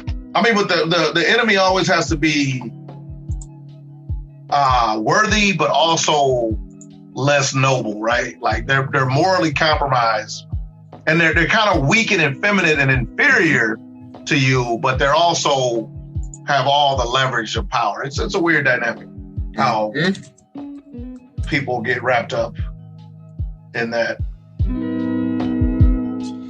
Yep. You're not getting it. You're just being a cynic. Well, isn't it China that's out to get us? Who should I be mad at? Give me a race group. Be mad at all of them. Give me anybody who's not you. Just be afraid of all of them. just channel some anger towards, then I'll do it, damn it. Hey, you want me to hate myself? Because I will. Maybe I'm the problem. If people just quit asking for stuff and work harder, then we'll make it somewhere as a country. Instead of asking for a handout, I'm the problem. You are. You genuinely are. I'm glad you could recognize that. And so that being said, I'm gonna get on the internet and blast out my self-hatred to everybody else. Yeah. You need friends. Like we do, like Americans do. Right.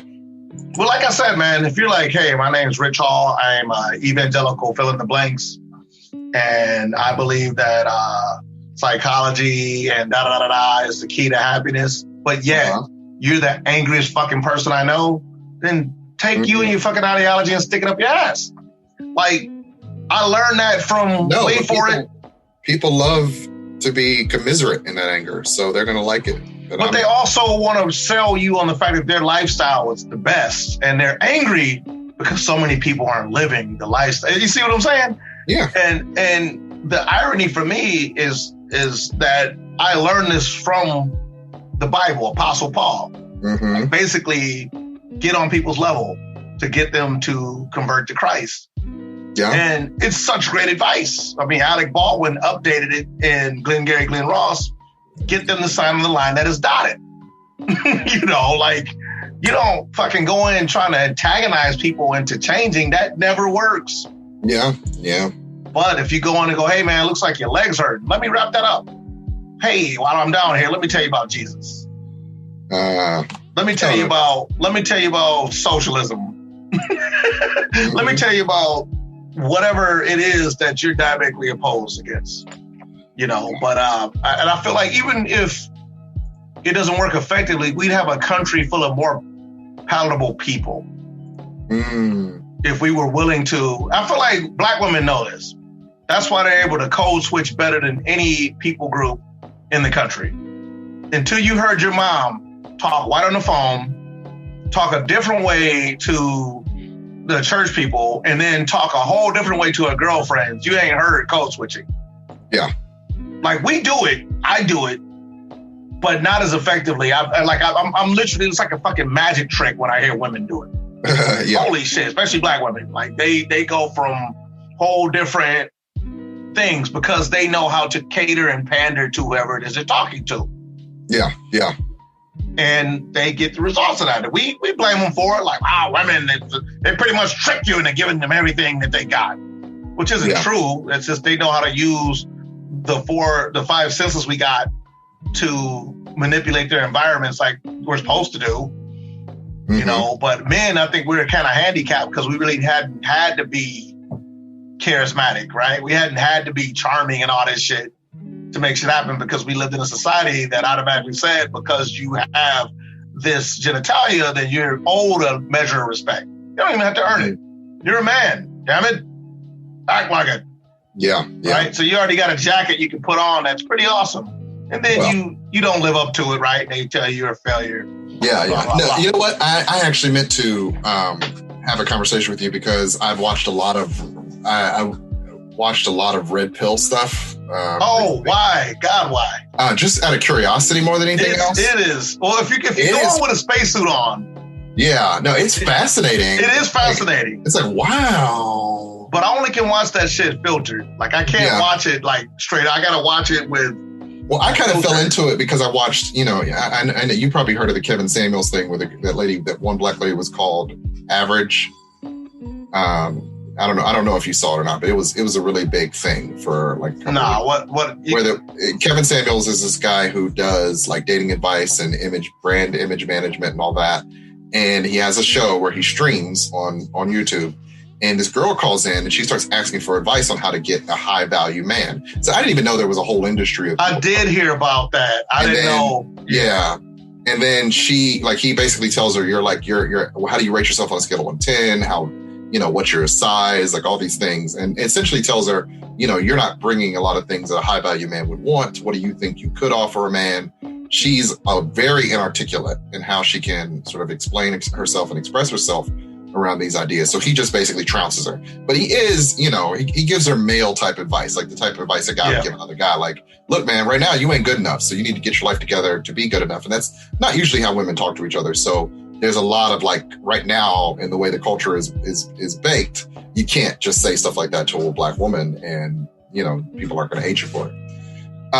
And so I by watching that, and then, you know, that stuff starts coming through my feed a lot more. I'm getting a lot more reactions to that video. And then by virtue of that, seeing like, oh, there's a lot of guys out there promoting, you know, this kind of what I now know as the red pill lifestyle. This, you know, very testosterone. There's a lot of women too, actually. I mean, because it's a grift. It's a grift, right? It's like it's like a diet supplement, right? It's gonna make you lose weight in 6 weeks. Yeah. So really, you're watching somebody that's using all kinds of shortcuts to get there, and then they're selling it back to you like, dude, you want to be me, right?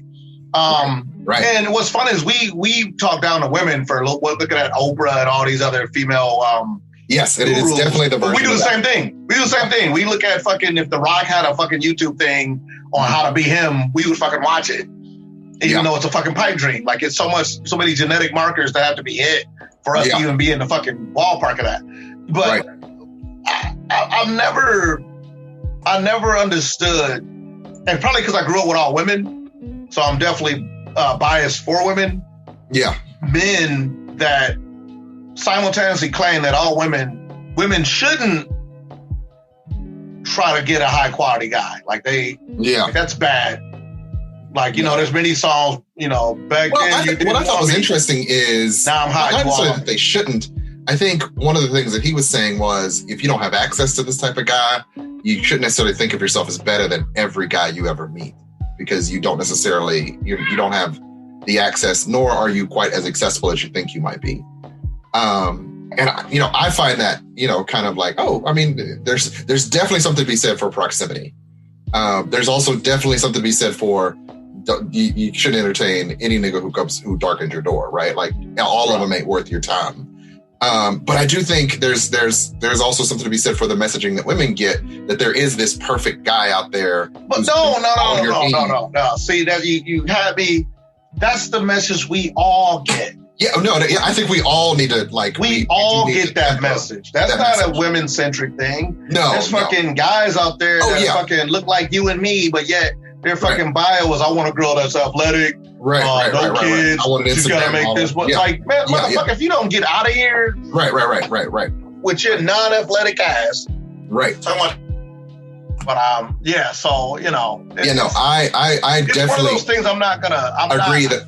I think our messaging around dating and relationships is definitely broken, for certain. If anything, man, I think the fight has been like, I don't care to, like, I'm not gonna die on that hill, but if I'm standing on either side of the issue, I'm standing with women, just because wherever, every point you can find where a woman is wrong about this, that, or the other, like, men have got away with 100 times more. Like, for every time, like, oh man, she's a slut, she's this, she's that.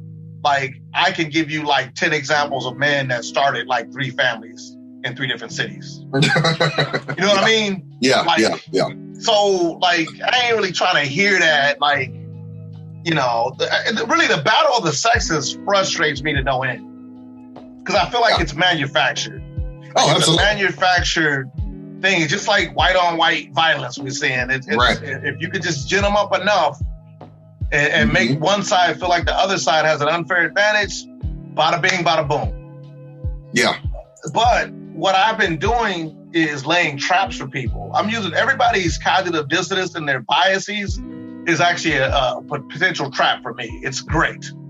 Because the minute you go, like, man, I feel like women are treated better, and they get to sleep with the boss, and they have all these unfair advantages I don't have.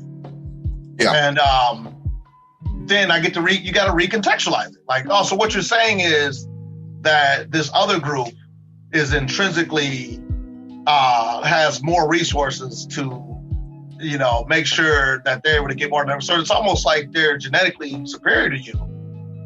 Yeah. If they're able to basically manipulate their environment. And nobody wants to hear that shit. Like if I said that shit about white people versus black people, like it's almost like white people are smarter than black people, right? Yeah. I mean, they keep winning, right? So and obviously the answer is patently false. Yeah. But once you show people the ugly side of what they're actually saying, then they kind of renege a little bit. They renege a little bit on the ugliness of it. And once again, this works with left and it works with right, because you have to call it out, because this is how shit seeps into the system. Yeah. The system of isms. Because it ain't, and one thing I do want to stress is that racism is the least of our problems. The least of our problems. It's a problem, but it's the least of our problems. Yeah. Like it's just one of the many flies in the soup of America. I've said this a million times and with other conversations with other people. Jay-Z don't want you or me on his lawn. Yeah. Because we're poor. Right? Yeah, we're not welcome. No, I remember I was supposed to get tickets to Rock Nation Brunch because that's where I need to be. Because Jay-Z can give me advice on how to be a better person. Yeah. Jay-Z looks down on you and me. No. And that poor white boy that's going to be sitting next to us. No. None of us are on his mental level in his brain because we don't have the finances to back that up. We haven't proven ourselves to be a success. That's really all it is. The same way we look at a poor person when they're approaching you. You're like, man, they want something. Yeah. That's the same way they look at us. The super rich look at us the same way. Oh, they want something. Yeah, yeah. I think what makes us more diabolical is that we, overall, as a class of people, even though I'm an artisan middle class, I'm still in the middle class, we are pretty much the police of the poor. We're always going to be in positions to manage the poor. If I had a job that was paying what I get paid as a skilled laborer, I'm a middle manager. I'm a guy that's running a bunch of other people that are probably less well off than me to degrees. They're not all abject poverty, but they're definitely less well off than me. Otherwise, what's the point of me being their boss if I can't have more money to work less, right? We have another weird fuck system. That's what I'm saying. They're paying me more money to make more people work, do my job. Yeah. Which means every day I don't do my job, I'm less effective at my job. As far as what the actual job is. Which doesn't matter to upper management. Long as things are getting hit, they're like, hey, here's another raise. Yeah. And, the hierarchy continues. So long as you're making money, no problems. But as far as opportunity cost goes, we're missing out on the fact that one loser guy that we paid $10 an hour probably has the idea that could fucking revolutionize our company.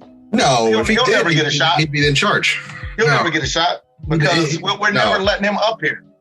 Yeah, no, why would we? What are you talking about, Terry Huddleston? Wow. Harsh flickering. Thank you, Terry Huddleston, for calling in. No problem. Definitely appreciate having you on our 2020 wrap-up episode, the year that was 2020. Look forward to more conversations in the future on Holland. I'm sure there's going to be more. I'm not sure about a lot of things, but I'm sure there's going to be more to talk about. Absolutely. I'll bank on. Yeah. All right, man. I gotta go. All right, man. It's almost 1:30 in the morning. It is. Yeah. See you later. Yep. Have a good night. Yep. See you. Bye. Bye. Oh, man.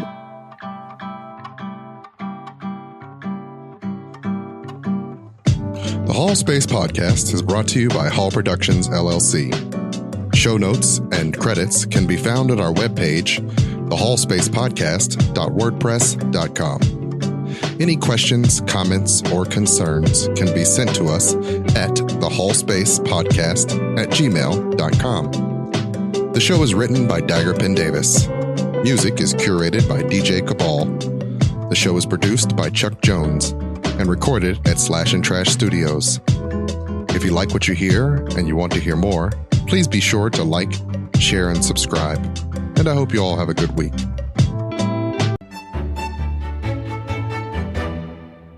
House Hall. We rise brilliantly.